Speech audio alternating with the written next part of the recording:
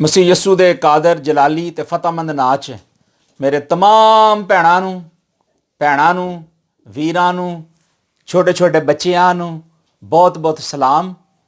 ਤੇ ਯਿਸੂ ਮਸੀਹ ਦਾ ਮੁਰਦਿਆਂ 'ਚੋਂ ਜੀ ਉੱਠਣਾ ਤੁਹਾਨੂੰ ਸਾਰਿਆਂ ਨੂੰ ਮੁਬਾਰਕ ਹੋਵੇ। ਖਾਸ ਤੌਰ ਤੇ तमाम ਉਹਨਾਂ ਛੋਟੇ ਛੋਟੇ ਬੱਚਿਆਂ ਨੂੰ ਜਿਹੜੇ ਖੂਬਸੂਰਤ ਕੱਪੜੇ ਪਾ ਕੇ ਤੇ ਅੱਜ ਘਰ 'ਚ ਬੜੇ ਸੋਹਣੇ ਸੋਹਣੇ ਖਾਣੇ ਖਾਣ ਡੇ ਨੇ। ਖੁਦਾ ਉਹਨਾਂ ਸਾਰਿਆਂ ਨੂੰ ਬਰਕਤ ਦੇਵੇ ਤੇ ਸਾਰਿਆਂ ਨੂੰ ਯਿਸੂ ਮਸੀਹ ਦਾ ਮੁਰਦਿਆਂ 'ਚੋਂ ਜੀ ਉੱਠਣਾ ਮੁਬਾਰਕ ਹੋਵੇ। ਈਦੇ ਕਿਆਮਤ ਅਲ ਮਸੀਹ ਸਾਰੇ ਮੇਰੇ ਵੀਰਾਂ ਨੂੰ ਭੈਣਾਂ ਭਰਾਵਾਂ ਨੂੰ ਪੂਰੀ ਕੌਮ ਨੂੰ ਤੇ तमाम ਕਲੀਸਿਆ ਨੂੰ ਬਹੁਤ ਬਹੁਤ ਮੁਬਾਰਕ ਹੋਵੇ। ਖੁਦਾ ਸਾਨੂੰ ਬਰਕਤ ਦੇਵੇ, ਖੁਦਾ ਸਾਨੂੰ ਤੌਫੀਕ ਦੇਵੇ ਤਾਂ ਕਿ ਅਸੀਂ ਇਸ ਖੁਸ਼ੀ ਦੇ ਵਿੱਚ ਆਪਣੇ ਭੈਣਾਂ ਭਰਾਵਾਂ ਨੂੰ ਦੋਸਤਾਂ ਸਾਥੀਆਂ ਨੂੰ ਵੀ ਜਿਹੜਾ ਸ਼ਾਮਿਲ ਕਰ ਸਕੀਏ। ਤੇ ਖੁਦਾ ਨੇ ਇੱਕ ਵਾਰੀ ਫੇਰ ਅੱਜ ਮੇਰੇ ਲਈ ਮੁਮਕਿਨ ਕੀਤਾ ਹੈ ਕਿ ਮੈਂ ਖੁਦਾ ਦੇ ਵਚਨ ਵਿੱਚੋਂ, ਖੁਦਾ ਦੇ ਕਲਾਮ ਦੇ ਵਿੱਚੋਂ ਖੁਦਾ ਦੇ ਕਲਾਮ ਨੂੰ ਪੜ੍ਹਾਂ ਵੀ, ਖੁਦ ਵੀ ਸੁਣਾ, ਸਿੱਖਾਂ ਤੇ ਬਰਕਤ ਪਾਵਾਂ ਤੇ ਤੁਹਾਡੇ ਲਈ ਵੀ ਬਰਕਤ ਦਾ ਵਸੀਲਾ ਬਣੇ। ਜਦੋਂ ਤੁਸੀਂ ਖੁਦਾ ਦੇ ਕਲਾਮ ਨੂੰ, ਖੁਦਾ ਦੇ ਵਚਨ ਨੂੰ ਸੁਣੋਗੇ ਤੇ ਜ਼ਰੂਰ ਬਰਕਤ ਪਾਓਗੇ। ਅਸੀਂ ਅੱਜ ਯਿਸੂ ਮਸੀਹ ਦਾ ਜਿਹੜਾ ਦੇਖਣ ਡਏ ਹਾਂ ਕਿ ਉਹ ਮੁਰਦਿਆਂ 'ਚੋਂ ਜੀ ਉੱਠਿਆ ਤੇ ਉਹਦੀ ਖੁਸ਼ੀ ਮਨਾਉਣ ਡਏ ਹਾਂ।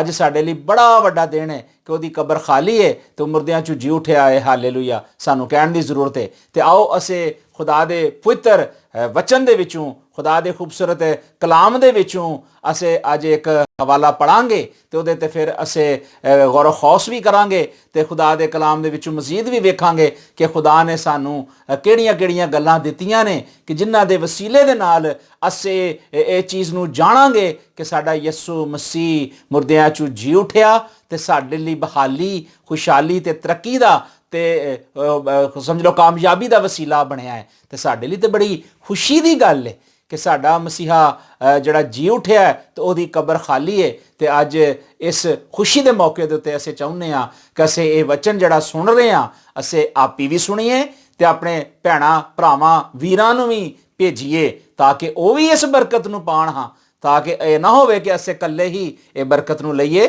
ਸਾਡਾ ਹੱਕ ਹੈ ਕਿ ਅਸੀਂ ਇਹ ਬਰਕਤ ਦੂਜੇ ਤੱਕ ਵੀ ਭੇਜੀਏ ਤੇ ਉਹ ਵੀ ਇਸ ਕਲਾਮ ਦੇ ਵਸੀਲੇ ਦੇ ਨਾਲ ਬਰਕਤ ਪਾਉਣ। ਤੇ ਆਓ ਖੁਦਾ ਦੇ ਖੂਬਸੂਰਤ ਪਿੱਤਰ ਵਚਨ ਦੇ ਵਿੱਚੋਂ ਅਸੀਂ ਅੱਜ ਵੇਖਨੇ ਆ ਮੱਤੀ ਰਸੂਲ ਦੀ ਮਾਰਫਤ ਲਿਖਾ ਹੋਇਆ ਅੰਜੀਲੀ ਪੈਗਾਮ, ਉਹਦਾ 28ਵਾਂ ਬਾਬ, ਉਹਦੀ 5ਵੀਂ ਆਇਤ ਵਿੱਚ ਲਿਖਿਆ ਹੈ, ਫਰਿਸ਼ਤੇ ਨੇ ਔਰਤਾਂ ਨੂੰ ਕਿਹਾ, ਤੁਸੀਂ ਨਾ ਡਰੋ ਕਿਉਂਕਿ ਮੈਂ ਜਾਣਨਾ ਵਾਂ ਕਿ ਤੁਸੀਂ ਯਿਸੂ ਨੂੰ ਢੂੰਡਦੇ ਹੋ।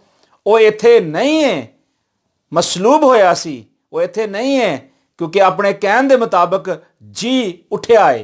ਕਿਤਾਬੇ ਮੁਕੱਦਸ ਦਾ ਪੜਿਆ ਤੇ ਸੁਣਿਆ ਜਾਣਾ ਮੇਰੇ ਲਈ ਤੇ ਤੁਹਾਡੇ ਲਈ ਬਾਇਸੇ ਬਰਕਤ ਹੋਵੇ। ਆਮੀਨ। ਇੱਥੇ ਖੁਦਾਵੰਦ ਖੁਦਾ ਦਾ ਇੱਕ ਪੁਆਇੰਟਡ ਫਰਿਸ਼ਤਾ ਜਿਹੜਾ ਵੇ ਉਹ ਗਵਾਹੀ ਦੇਣ ਡਿਆ ਤੇ ਔਰਤਾਂ ਨੂੰ ਕਹਿਣ ਡਿਆ ਕਿ ਤੁਸੀਂ ਨਾ ਡਰੋ, ਤੁਹਾਨੂੰ ਡਰਨ ਤੇ ਘਬਰਾਉਣ ਦੀ ਜ਼ਰੂਰਤ ਨਹੀਂ ਹੈ ਕਿਉਂਕਿ ਤੁਸੀਂ ਨਹੀਂ ਇਸ ਗੱਲ ਨੂੰ ਜਾਣਦੇ। ਲੇਕਿਨ ਮੈਂ ਤੁਹਾਨੂੰ ਦੱਸਣਾ ਵਾਂ ਕਿ ਯਿਸੂ ਨਾਸਰੀ ਜਿਹਨੂੰ ਤੁਸੀਂ ਲੱਭਣ ਆਏ ਹੋ ਨਾ, ਢੂੰਡਣ ਆਏ ਹੋ, ਉਹ ਇੱਥੇ ਨਹੀਂ ਹੈ ਬਲਕਿ ਆਪਣੇ ਕਹਿਣ ਦੇ ਮੁਤਾਬਕ ਜਿਹੜਾ ਵੇ ਉਹ ਜੀ ਉੱਠਿਆ ਹੈ। ਤੇ ਮਸੀਹ ਯਿਸੂ ਦੀ ਅਗਰ ਅਸੀਂ ਪੇਸ਼ਨ ਗੋਈਆਂ ਨੂੰ ਵੇਖੀਏ, ਯਿਸੂ ਮਸੀਹ ਦੀਆਂ ਗੱਲਾਂ ਨੂੰ ਵੇਖੀਏ ਤੇ ਸਾਨੂੰ ਬੜੀ ਦਲੇਰੀ ਹੁੰਦੀ ਹੈ। ਤੇ ਖੁਦਾ ਦੇ ਵਚਨ ਦੇ ਵਿੱਚ ਤੇ ਖੁਦਾ ਦੀਆਂ ਗੱਲਾਂ ਬੜੀਆਂ ਹੀ ਸੋਹਣੀਆਂ ਸਾਨੂੰ ਨਜ਼ਰ ਆਉਂਦੀਆਂ ਨੇ। ਇਸੇ ਤਰ੍ਹਾਂ ਅਸੀਂ ਮੱਤੀ ਰਸੂਲ ਦੀ ਮਾਰਫਤ ਅੰਜੀਲ ਦੇ ਵਿੱਚ ਜਦੋਂ ਵੇਖਦੇ ਹਾਂ ਤੇ ਉਹਦੇ ਵਿੱਚ ਸਾਨੂੰ ਯਿਸੂ ਮਸੀਹ ਦੀ ਉਹ ਗੱਲ ਯਾਦ ਆਉਂਦੀ ਹੈ ਜਿਹਦੇ ਵਿੱਚ ਉਹਨੇ ਆਖਿਆ 12ਵੇਂ ਬਾਪ ਦੀ ਅਗਰ ਅਸੀਂ 29ਵੀਂ ਆਇਤ ਪੜ੍ਹੀ, 39ਵੀਂ ਆਇਤ ਪੜ੍ਹੀਏ, 39 ਜਿਹੜੀ ਹਵਾਲਾ ਵੇ, ਇਹਨੂੰ ਅਗਰ ਅਸੀਂ ਪੜ੍ਹੀਏ ਤੇ ਇਹਦੇ ਵਿੱਚ ਲਿਖਿਆ ਹੈ ਕਿ ਉਸਨੇ ਜਵਾਬ ਦੇ ਕੇ ਉਹਨਾਂ ਨੂੰ ਆਖਿਆ ਕਿ ਇਸ ਜ਼ਮਾਨ ਦੇ ਬੁਰੇ ਤੇ ਜ਼ਨਾਕਾਰ ਲੋਕ ਜਿਹੜੇ ਨੇ ਨਿਸ਼ਾਨ ਤਲਬ ਕਰਦੇ ਨੇ, ਮਗਰ ਯੋਨਾ ਨਬੀ ਦੇ ਨਿਸ਼ਾਨ ਦੇ ਸਿਵਾ ਕੋਈ ਹੋਰ ਨਿਸ਼ਾਨ ਉਹਨਾਂ ਨੂੰ ਨਾ ਦਿੱਤਾ ਜਾਏਗਾ। ਕਿਉਂਕਿ ਜਿਸ ਤਰ੍ਹਾਂ ਯੋਨਾ ਨਬੀ 3 ਰਾਤ ਤੇ 3 ਦਿਨ ਮੱਛਲੀ ਦੇ ਪੇਟ ਵਿੱਚ ਰਿਹਾ, ਇਸੇ ਤਰ੍ਹਾਂ ਇਬਨੇ ਆਦਮ ਵੀ 3 ਰਾਤ ਤੇ ਦਿਨ ਕਬਰ ਦੇ ਅੰਦਰ ਰਵੇਗਾ। ਇਹ ਉਹ ਹਵਾਲਾ ਵੇ ਜਿਹਦੇ ਵਿੱਚ ਸਾਨੂੰ ਪਤਾ ਚੱਲਦਾ ਹੈ ਕਿ ਯਿਸੂ ਮਸੀਹ ਨੇ ਆਪਣੀ ਜ਼ਮੀਨੀ ਜ਼ਿੰਦਗੀ ਦੇ ਵਿੱਚ ਆਪਣੇ ਸ਼ਾਗਿਰਦਾਂ ਨੂੰ ਪਹਿਲੇ ਤੋਂ ਹੀ ਦੱਸ ਛੜਿਆ ਸੀ ਔਰ ਇਹਦੀਆਂ ਨਬੂਵਤਾਂ ਤੇ ਅਹਿਦ ਅਤੀਕ ਦੇ ਵਿੱਚ ਆਲਰੇਡੀ ਪਹਿਲੇ ਤੋਂ ਮੌਜੂਦ ਨੇ। ਔਰ ਅਸੀਂ ਬਹੁਤ ਸਾਰੀਆਂ ਗੱਲਾਂ ਖੁਦਾ ਦੇ ਵਚਨ ਦੇ ਵਿੱਚੋਂ ਸਿੱਖੀਆਂ ਵੀ ਨੇ ਤੇ ਅੱਜ ਫੇਰ ਖੁਦਾ ਦੇ ਵਚਨ ਦੇ ਵਿੱਚੋਂ ਸਿੱਖਣ ਵਾਸਤੇ ਤਿਆਰ ਹਾਂ। ਤੇ ਸਾਡੇ ਲਈ ਤੇ ਇਹ ਬੜੀ ਦਲੇਰੀ ਦੀ ਗੱਲ ਹੈ ਕਿ ਖੁਦਾ ਸਾਨੂੰ ਆਪਣੇ ਕਲਾਮ ਦੇ ਵਿੱਚੋਂ ਉਹ ਸਾਰੀਆਂ ਗਵਾਹੀਆਂ ਦੱਸਦਾ ਵੇ ਜਿਹੜੀਆਂ ਉਹਨੇ ਆਲਰੇਡੀ ਸਾਡੇ ਲਈ ਦਿੱਤੀਆਂ ਹੋਈਆਂ ਨੇ। ਤੇ ਖੁਦਾ ਦੇ ਵਚਨ ਦੇ ਵਿੱਚੋਂ ਅਗਰ ਅਸੀਂ ਵੇਖੀਏ ਤੇ ਖੁਦਾ ਦੇ ਕਲਾਮ 'ਚ ਮੱਤੀ ਰਸੂਲ ਦੀ ਮਾਰਫਤ 28ਵੇਂ ਬਾਬ ਦੇ ਵਿੱਚ ਲਿਖਿਆ ਹੈ, ਔਰ ਸਬਤ ਤੋਂ ਬਾਅਦ ਹਫਤੇ ਦਾ ਜਿਹੜਾ ਪਹਿਲਾ ਦਿਨ ਸੀ, ਮਰੀਅਮ ਮਗਦਲੀਨੀ ਤੇ ਦੂਸਰੀ ਮਰੀਅਮ ਜਿਹੜੀ ਉਹ ਕਬਰ ਨੂੰ ਵੇਖਣ ਵਾਸਤੇ ਆਈਆਂ। ਤੇ ਹੋਇਆ ਕੀ, ਅੱਗੋਂ ਵੇਖਨੇ ਆ ਕੀ ਲਿਖਿਆ ਕਿ ਵੇਖੋ ਇੱਕ ਵੱਡਾ ਭੁਚਾਲ ਆਇਆ ਔਰ ਖੁਦਾ ਦਾ ਫਰਿਸ਼ਤਾ ਅਸਮਾਨ ਤੋਂ ਉਤਰਿਆ ਤੇ ਆ ਕੇ ਉਸ ਪੱਥਰ ਨੂੰ ਹਟਾ ਦਿੱਤਾ ਤੇ ਆਪ ਉਹਦੇ ਉੱਤੇ ਆ ਕੇ ਬੈਠ ਗਿਆ। ਔਰ ਉਹਦੀ ਸੂਰਤ ਬਿਜਲੀ ਦੀ ਵਾਂਗੋਂ ਸੀ ਤੇ ਉਹਦੇ ਜਿਹੜੇ ਕੱਪੜੇ ਸਨ ਸਫੇਦ ਸਨ। ਤੇ ਉਹਦੇ ਡਰ ਤੋਂ ਜਿੰਨੇ ਵੀ ਉਹ ਨਿਗਹਿਬਾਨ ਸਨ ਉੱਥੇ ਬੈਠੇ ਹੋਏ, ਜਿਹੜੇ ਉਹ ਕਬਰ ਦੀ ਰਖਵਾਲੀ ਕਰਨ ਦੇ ਸਨ ਔਰ ਨਿਗਹਿਬਾਨੀ ਕਰਨ ਦੇ ਸਨ ਕਿ ਯਿਸੂ ਕਿਤੇ ਭੱਜ ਨਾ ਜਾਏ, ਕਿਉਂਕਿ ਉਹਨਾਂ ਦਾ ਜ਼ਿਹਨ, ਉਹਨਾਂ ਦਾ ਖਿਆਲ ਇਹ ਸੀ ਕਿ ਸ਼ਾਇਦ ਯਿਸੂ ਨੇ ਕਿਹਾ ਵੇ ਕਿ ਮੈਂ 3 ਦਿਨ ਤੇ 3 ਰਾਤ ਜਿਹੜਾ ਉਹ ਕਬਰ 'ਚ ਰਵਾਂਗਾ ਤੇ ਉਸ ਤੋਂ ਬਾਅਦ ਮੁਰਦਿਆਂ ਤੋਂ ਜੀ ਉਠਾਂਗਾ। ਤੇ ਉਹ ਆਖਣ ਦੇ ਸਨ ਕਿ ਇਹ ਨਾ ਹੋਏ ਕਿ ਉਹਦੇ ਸਾਥੀ ਦੋਸਤ ਆ ਕੇ ਤੁਹਾਨੂੰ ਚੁੱਕ ਕੇ ਲੈ ਜਾਣ। ਤੇ ਇਸ ਲਈ ਉਹਨਾਂ ਨੇ ਨਿਗਹਿਬਾਨੀ ਕਰਨ ਡਈ ਸੀ। ਤੇ ਲਿਖਿਆ ਕਿ ਉਹ ਵੀ ਡਰ ਗਏ ਤੇ ਕੰਬ ਗਏ। ਜਦੋਂ ਫਰਿਸ਼ਤਾ ਆਉਂਦਾ ਨਾ ਤੇ ਵੱਡੇ ਵੱਡੇ ਲੋਕਾਂ ਦਾ ਜਿਹੜਾ ਨਾ ਕੰਮ ਹੋ ਜਾਂਦਾ ਵੇ। ਅਗਰ ਮਿਸਰ ਦੇ ਵਿੱਚ ਵੇਖੋ ਤਾਂ ਉੱਥੇ ਵੀ ਜਦੋਂ ਫਰਿਸ਼ਤਾ ਆਇਆ ਤੇ ਜਿੱਥੇ ਜਿੱਥੇ ਬਰੇ ਦਾ ਲਹੂ ਸੀ ਤੇ ਉੱਥੇ ਵੇਖੋ ਕਿ ਉਹ ਬਚ ਗਏ ਤੇ ਬਾਕੀ ਸਾਰਿਆਂ ਦਾ ਹਾਲ ਕੀ ਹੋਇਆ। ਇੱਥੇ ਵੀ ਵੇਖੋ ਕਿ ਬੜਾ ਵੱਡਾ ਭੁਚਾਲ ਆਇਆ ਸੀ ਤੇ ਫਰਿਸ਼ਤੇ ਨੇ ਫਿਰ ਕਿਹਾ ਔਰਤਾਂ ਨੂੰ ਕਿ ਤੁਸੀਂ ਨਾ ਡਰੋ, ਕਿਉਂਕਿ ਮੈਂ ਜਾਣਨਾ ਕਿ ਤੁਸੀਂ ਯਿਸੂ ਨੂੰ ਢੂੰਡਦੇ ਹੋ। ਔਰ ਉਸ ਤੋਂ ਬਾਅਦ ਫਿਰ ਅਸੀਂ ਪੜ੍ਹਨੇ ਕਲਾਮ 'ਚ ਲਿਖਿਆ ਹੈ, ਕਿਉਂਕਿ ਉਹ ਕਹਿਣ ਦੇ ਮੁਤਾਬਕ, ਆਪਣੇ ਕਹਿਣ ਦੇ ਮੁਤਾਬਕ ਜੀ ਉਠਿਆ, ਕਿਉਂਕਿ ਮਸੀਹ ਯਿਸੂ ਨੇ ਆਪਣੀ ਜ਼ਮੀਨੀ ਜ਼ਿੰਦਗੀ 'ਚ ਕਿਹਾ ਸੀ। ਤੇ ਫਰਿਸ਼ਤੇ ਨੇ ਕਿਹਾ ਤੇ ਆ ਔਰ ਦੇਖ ਜਿੱਥੇ ਖੁਦਾਵੰਦ ਪਿਆ ਵੇ, ਜਿੱਥੇ ਯਿਸੂ ਮਸੀਹ ਮੌਜੂਦ ਹੈ। ਤਾਂ ਉਹਨੇ ਕਿਹਾ ਕਿ ਠੀਕ ਹੈ। ਫਿਰ ਜਲਦ ਜਾ ਕਰ ਉਹਨੇ ਫਿਰ ਆਪਣੇ ਸ਼ਾਗਿਰਦਾਂ ਨੂੰ ਜਿਹੜੀ ਖਬਰ ਦਿੱਤੀ। ਉਸ ਵੇਲੇ ਅਸੀਂ ਵੇਖਦੇ ਹਾਂ ਕਿ ਮਰੀਅਮ ਮਗਦਲੀਨੀ ਤੇ ਦੂਸਰੀ ਜਿਹੜੀ ਮਰੀਅਮ ਉਹ ਕਬਰ ਤੇ ਵੇਖਣ ਵਾਸਤੇ ਆਈ ਸੀ, ਉਹਨਾਂ ਨੇ ਜਦੋਂ ਇਹ ਖਬਰ ਸੁਣੀ ਤਾਂ ਉਹਨਾਂ ਜਾ ਕੇ ਉਹਨਾਂ ਤਮਾਮ ਸ਼ਾਗਿਰਦਾਂ ਨੂੰ ਦੱਸਿਆ, ਉਹਨਾਂ ਲੋਕਾਂ ਨੂੰ ਦੱਸਿਆ ਕਿ ਮਸੀਹ ਯਿਸੂ ਜਿਹੜਾ ਵੇ ਮੁਰਦਿਆਂ ਤੋਂ ਜੀ ਉਠਿਆ ਹੈ ਤੇ ਤੁਸੀਂ ਵੀ ਆਓ ਤੇ ਆ ਕੇ ਪਹਿਲੇ ਗਲੀਲ ਨੂੰ ਜਾ ਕੇ ਵੇਖੋ ਤੇ ਉੱਥੇ ਤੁਸੀਂ ਯਿਸੂ ਮਸੀਹ ਨੂੰ ਵੇਖੋਗੇ। ਔਰ ਲਿਖਿਆ ਉਹ ਬੜੇ ਫਿਰ ਖੌਫ ਦੇ ਨਾਲ ਔਰ ਬੜੀ ਖੁਸ਼ੀ ਦੇ ਨਾਲ, ਇੱਕ ਤੇ ਉਹਨਾਂ ਦੇ ਦਿਲ ਦੇ ਵਿੱਚ ਖੌਫ ਵੀ ਸੀ। ਕਿਸੇ ਮੁਰਦਾ ਆਦਮੀ ਨੂੰ ਜਦੋਂ ਵੇਖੋਗੇ ਕਿ ਉਹ ਮਰਿਆ ਹੋਇਆ ਵੇ ਤੇ ਉਹ ਮੁਰਦੇ ਨੂੰ ਤੁਸੀਂ ਕੋਈ ਵੀ ਬੰਦਾ ਵੇਖਦਾ ਤੇ ਖੌਫਜ਼ਦਾ ਹੋ ਜਾਂਦਾ ਵੇ।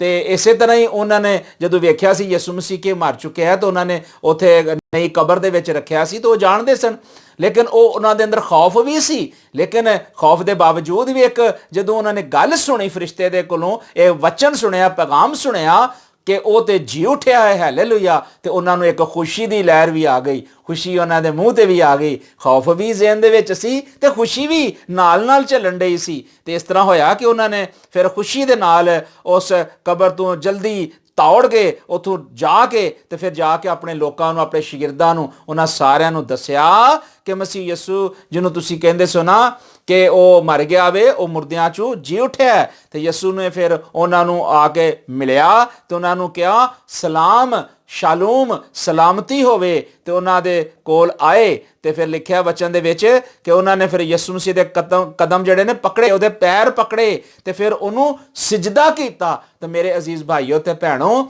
ਆ ਇੱਕ ਬੜਾ ਵੱਡਾ ਸਬੂਤ ਜੇ, ਇਹ ਇੱਕ ਬੜੀ ਵੱਡੀ ਗੱਲ ਜੇ ਕਿ ਯਿਸੂ ਮਸੀਹ ਦੇ ਜਿਹੜੇ ਪੈਰਾਕਾਰ ਸਨ, ਜਿਹੜੇ ਯਿਸੂ ਮਸੀਹ ਨੂੰ ਪਿਆਰ ਕਰਦੇ ਸਨ, ਉਹਨਾਂ ਨੇ ਕੀ ਵੇਖਿਆ ਕਿ ਉਹਨਾਂ ਵੇਖਿਆ ਕਿ ਯਿਸੂ ਮਸੀਹ ਤੇ ਜਿਹੜਾ ਮਰ ਗਿਆ ਸੀ ਵਾਕਈ ਜ਼ਿੰਦਾ ਹੋ ਗਿਆ ਤੇ ਵਾਕਈ ਇਹ ਕੁਦਰਤ ਤੇ ਖੁਦਾ ਦੇ ਕੋਲ ਹੈ ਤੇ ਉਹ ਕਾਦਰੇ ਮੁਤਲਕ ਹੈ। ਤੇ ਉਹਨਾਂ ਨੇ ਫਿਰ ਕੀਤਾ ਕਿ ਉਹਨਾਂ ਨੇ ਕੀਤਾ ਕਿ ਉਹ ਸਜਦੇ 'ਚ ਪੈ ਗਏ। ਤੇ ਸਜਦਾ ਸਿਰਫ ਔਰ ਸਿਰਫ ਖੁਦਾਵੰਦ ਯਿਸੂ ਮਸੀਹ ਨੂੰ ਹੀ ਕੀਤਾ ਜਾਂਦਾ ਹੈ, ਖੁਦਾ ਨੂੰ ਹੀ ਕੀਤਾ ਜਾਂਦਾ ਹੈ। ਤੇ ਇਸ ਤੋਂ ਬਾਅਦ ਲਿਖਿਆ ਕਿ ਇਸ ਤੋਂ ਬਾਅਦ ਫਿਰ ਯਿਸੂ ਨੇ ਕਿਹਾ ਹੁਣ ਤੁਹਾਨੂੰ ਡਰਨ ਦੀ ਜ਼ਰੂਰਤ ਨਹੀਂ, ਘਬਰਾਉਣ ਦੀ ਜ਼ਰੂਰਤ ਨਹੀਂ, ਤੇ ਜਾਓ ਤੇ ਮੇਰੇ ਭਰਾਵਾਂ ਨੂੰ ਜਾ ਕੇ ਕਹੋ ਕਿ ਗਲੀਲ 'ਚ ਜਾਣ ਤੇ ਉੱਥੇ ਜਾ ਕੇ ਮੈਨੂੰ ਵੇਖਣ। ਔਰ ਇਹ ਬੜੀ ਵੱਡੀ ਗਵਾਹੀ ਸੀ। ਤੇ ਮੈਂ ਤੁਹਾਨੂੰ ਦੱਸਣ ਡਿਆ ਸਾਂ ਕਿ ਸਜਦਾ ਜਿਹੜਾ ਉਹ ਸਿਰਫ ਔਰ ਸਿਰਫ ਖੁਦਾਵੰਦ ਨੂੰ ਹੀ ਕੀਤਾ ਜਾਂਦਾ ਹੈ ਔਰ ਦੁਨੀਆ ਤੇ ਕੋਈ ਹੋਰ ਐਸਾ ਸ਼ਖਸ ਮੌਜੂਦ ਹੀ ਨਹੀਂ ਹੈ। ਅਗਰ ਕੋਈ ਅੱਜ ਆਖੇ ਨਾ ਕਿ ਮੈਂ ਫਲਾਂ ਸ਼ਖਸ ਨੂੰ ਸਜਦਾ ਕਰਾਂਗਾ ਜਾਂ ਫਲਾਂ ਸ਼ਖਸ ਦੇ ਕੋਲ ਜਾਵਾਂਗਾ, ਤੇ ਉਹ ਦੁਨੀਆ ਦੀਆਂ ਗੱਲਾਂ ਨੇ,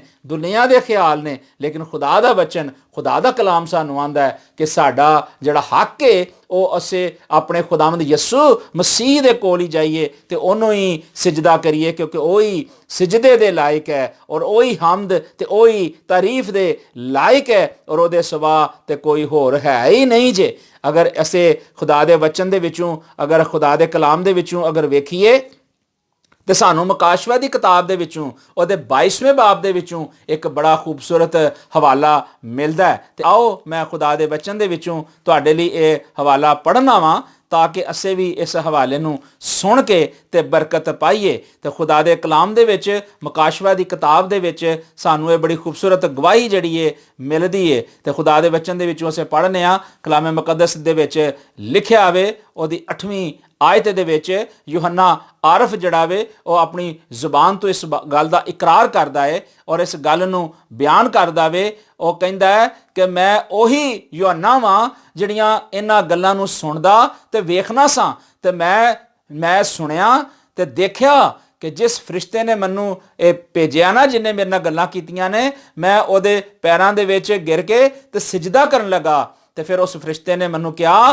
ਖਬਰਦਾਰ ਇੰਜ ਨਾ ਕਰ, ਮੈਂ ਵੀ ਤੇਰੇ ਭਾਈਆਂ ਵਰਗੂ ਹਾਂ। ਇਸ ਕਿਤਾਬ ਦੀਆਂ ਗੱਲਾਂ ਨੂੰ ਅਮਲ ਕਰਨੇ ਵਾਲਾ ਤੇ ਹਮ ਖਿਦਮਤ ਹਾਂ ਤੇ ਸਿਰਫ ਸਜਦਾ ਜਿਹੜਾ ਸਿਰਫ ਖੁਦਾ ਹੀ ਨੂੰ ਕਰ। ਤੇ ਫਿਰ ਉਹਨੇ ਮੈਨੂੰ ਆਖਿਆ ਕਿ ਇਸ ਕਿਤਾਬ ਦੀ ਨਬੂਵਤ ਦੀਆਂ ਜਿਹੜੀਆਂ ਗੱਲਾਂ ਨੇ ਉਹਨੂੰ ਪਸ਼ੀਦਾ ਨਾ ਰੱਖ, ਯਾਨੀ ਨਾ ਛਪਾ, ਕਿਉਂਕਿ ਵਕਤ ਨਜ਼ਦੀਕ ਹੈ। ਤੇ ਮੇਰੇ ਅਜ਼ੀਜ਼ ਭਾਈਓ ਤੇ ਭੈਣੋ ਤੇ ਵੀਰੋ, ਇੱਥੇ ਵੇਖੋ ਕਿ ਯੂਹੰਨਾ ਜਿਹੜਾ ਵੇ ਉਹ ਕਹਿੰਦਾ ਵੇ ਕਿ ਮੈਂ ਜਦੋਂ ਇਹ ਗੱਲ ਸੁਣੀ ਤੇ ਵੇਖੀ ਤੇ ਮੈਂ ਕੀ ਕੀਤਾ ਕਿ ਜਿਸ ਫਰਿਸ਼ਤੇ ਨੇ ਮੈਨੂੰ ਇਹ ਸਾਰੀਆਂ ਗੱਲਾਂ ਦਿਖਾਈਆਂ ਸਨ, ਮੈਂ ਉਹਦੇ ਪੈਰਾਂ ਦੇ ਵਿੱਚ ਸਜਦਾ ਕਰਨੇ ਨੂੰ ਡਿੱਗ ਪਿਆ। ਤੇ ਫਰਿਸ਼ਤੇ ਨੇ ਮੈਨੂੰ ਕਿਹਾ ਕਿ ਤੂੰ ਮੈਨੂੰ ਸਜਦਾ ਨਾ ਕਰ, ਜਿਹੜਾ ਸਜਦਿਆਂ ਦਾ ਲਾਇਕ ਹੈ ਨਾ ਉਹਨੂੰ ਹੀ ਸਜਦਾ ਕਰ। ਤੇ ਉਹ ਸਜਦਾ ਕਿਹਨੂੰ ਕਰਨਾ ਚਾਹੀਦਾ ਹੈ? ਉਹ ਤੁਸੀਂ ਜਾਣਦੇ ਜੇ ਕਿ ਯਿਸੂ ਮਸੀਹ ਨੂੰ ਸਜਦਾ ਕਰਨਾ ਚਾਹੀਦਾ ਹੈ।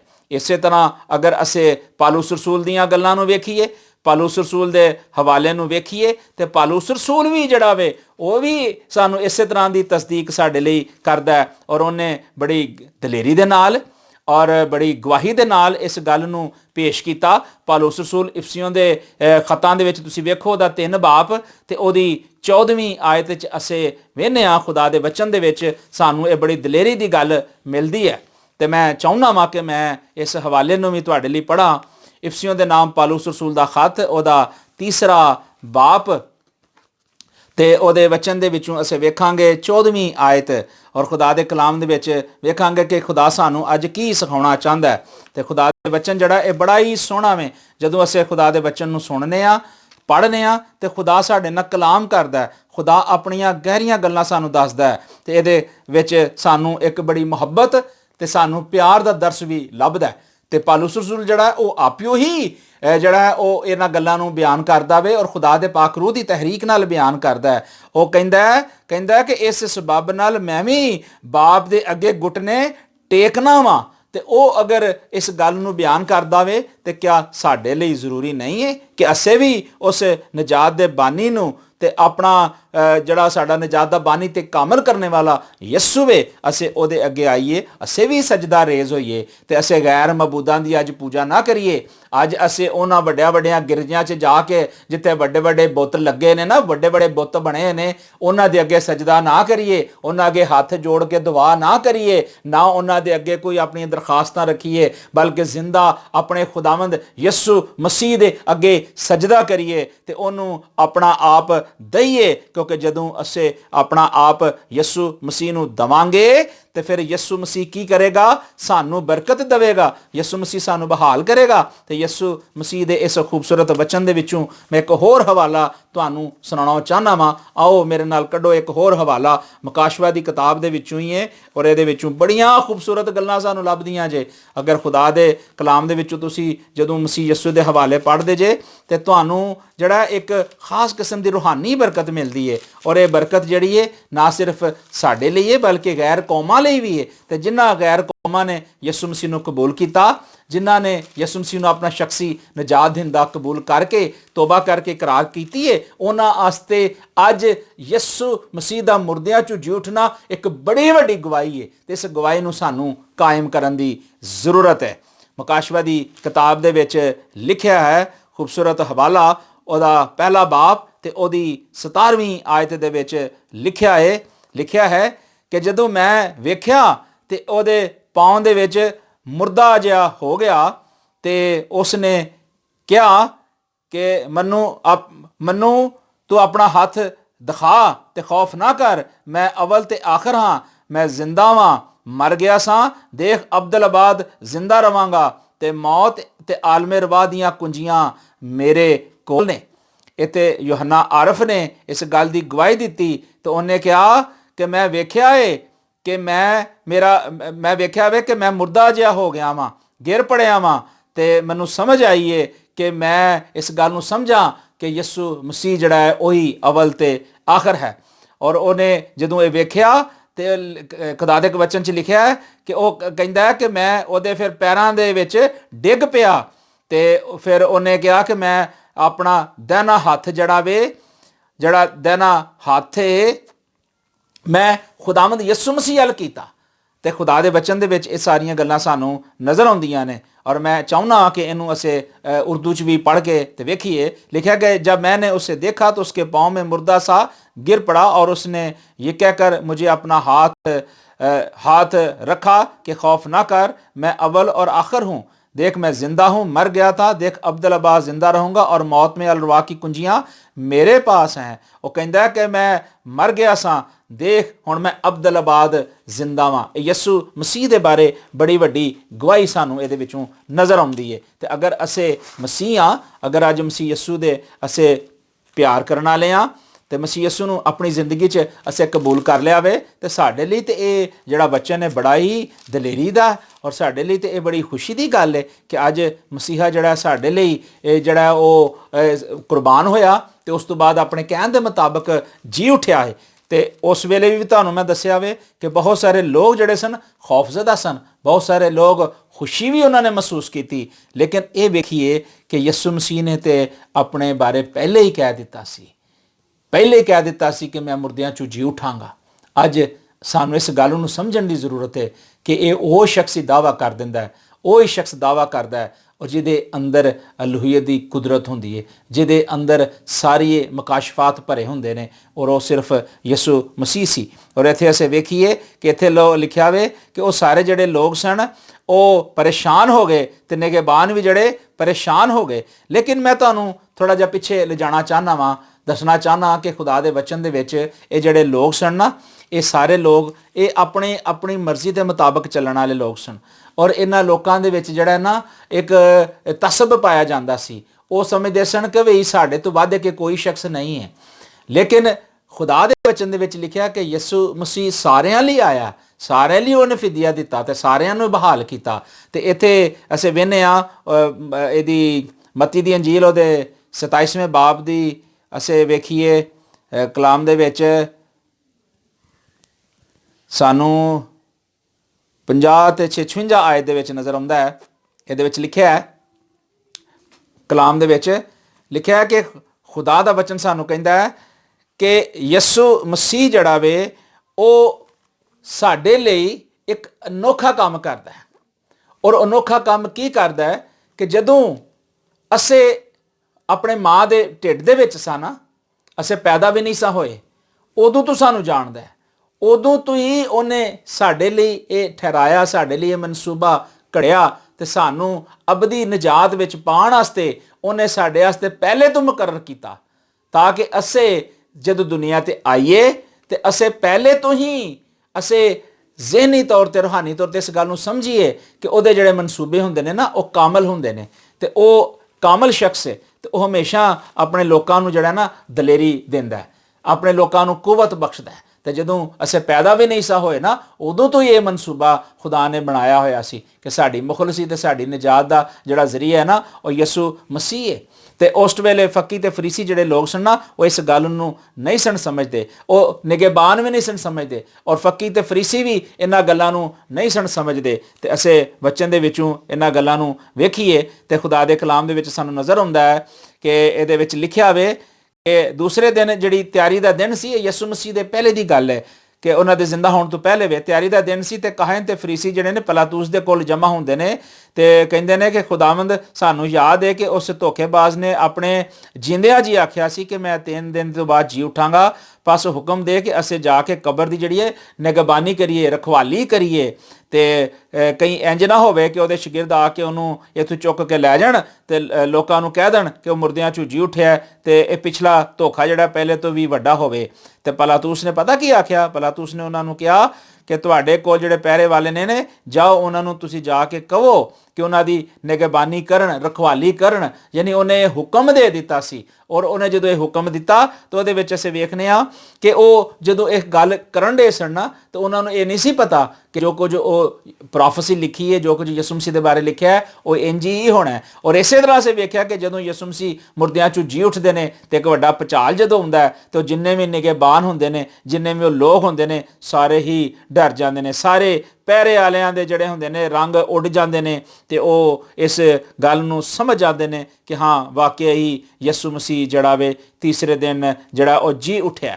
ਔਰ ਇਹਦਾ ਅਸੀਂ ਇੱਕ ਹਵਾਲਾ ਵੀ ਵੇਖਾਂਗੇ ਅਮਾਲ ਦੀ ਕਿਤਾਬ ਦੇ ਵਿੱਚੋਂ, ਖੁਦਾ ਦੇ ਵਚਨ ਦੇ ਵਿੱਚੋਂ ਸਾਨੂੰ ਇੱਕ ਹਵਾਲਾ ਨਜ਼ਰ ਆਉਂਦਾ ਹੈ। ਤਾਂ ਅਸੀਂ ਖੁਦਾ ਦੇ ਕਲਾਮ ਨੂੰ ਖੋਲੀਏ ਤੇ ਅਮਾਲ ਦੀ ਕਿਤਾਬ ਔਰ ਉਹਦਾ ਅਸੀਂ 10ਵਾਂ ਬਾਪ ਵੇਖਦੇ ਹਾਂ। ਇਹਦੇ ਵਿੱਚ ਖੁਦਾ ਦੇ ਵਚਨ ਦੇ ਵਿੱਚ ਲਿਖਿਆ ਹੈ 10ਵੇਂ ਬਾਪ ਦੀ ਆਇਤ ਨੰਬਰ 34 ਤੇ 35, 34 ਤੇ 35 ਆਇਤ 'ਚ ਅਸੀਂ ਵੇਖਾਂਗੇ ਕਿ ਇਹਦੇ ਵਿੱਚ ਕੀ ਲਿਖਿਆ ਹੈ।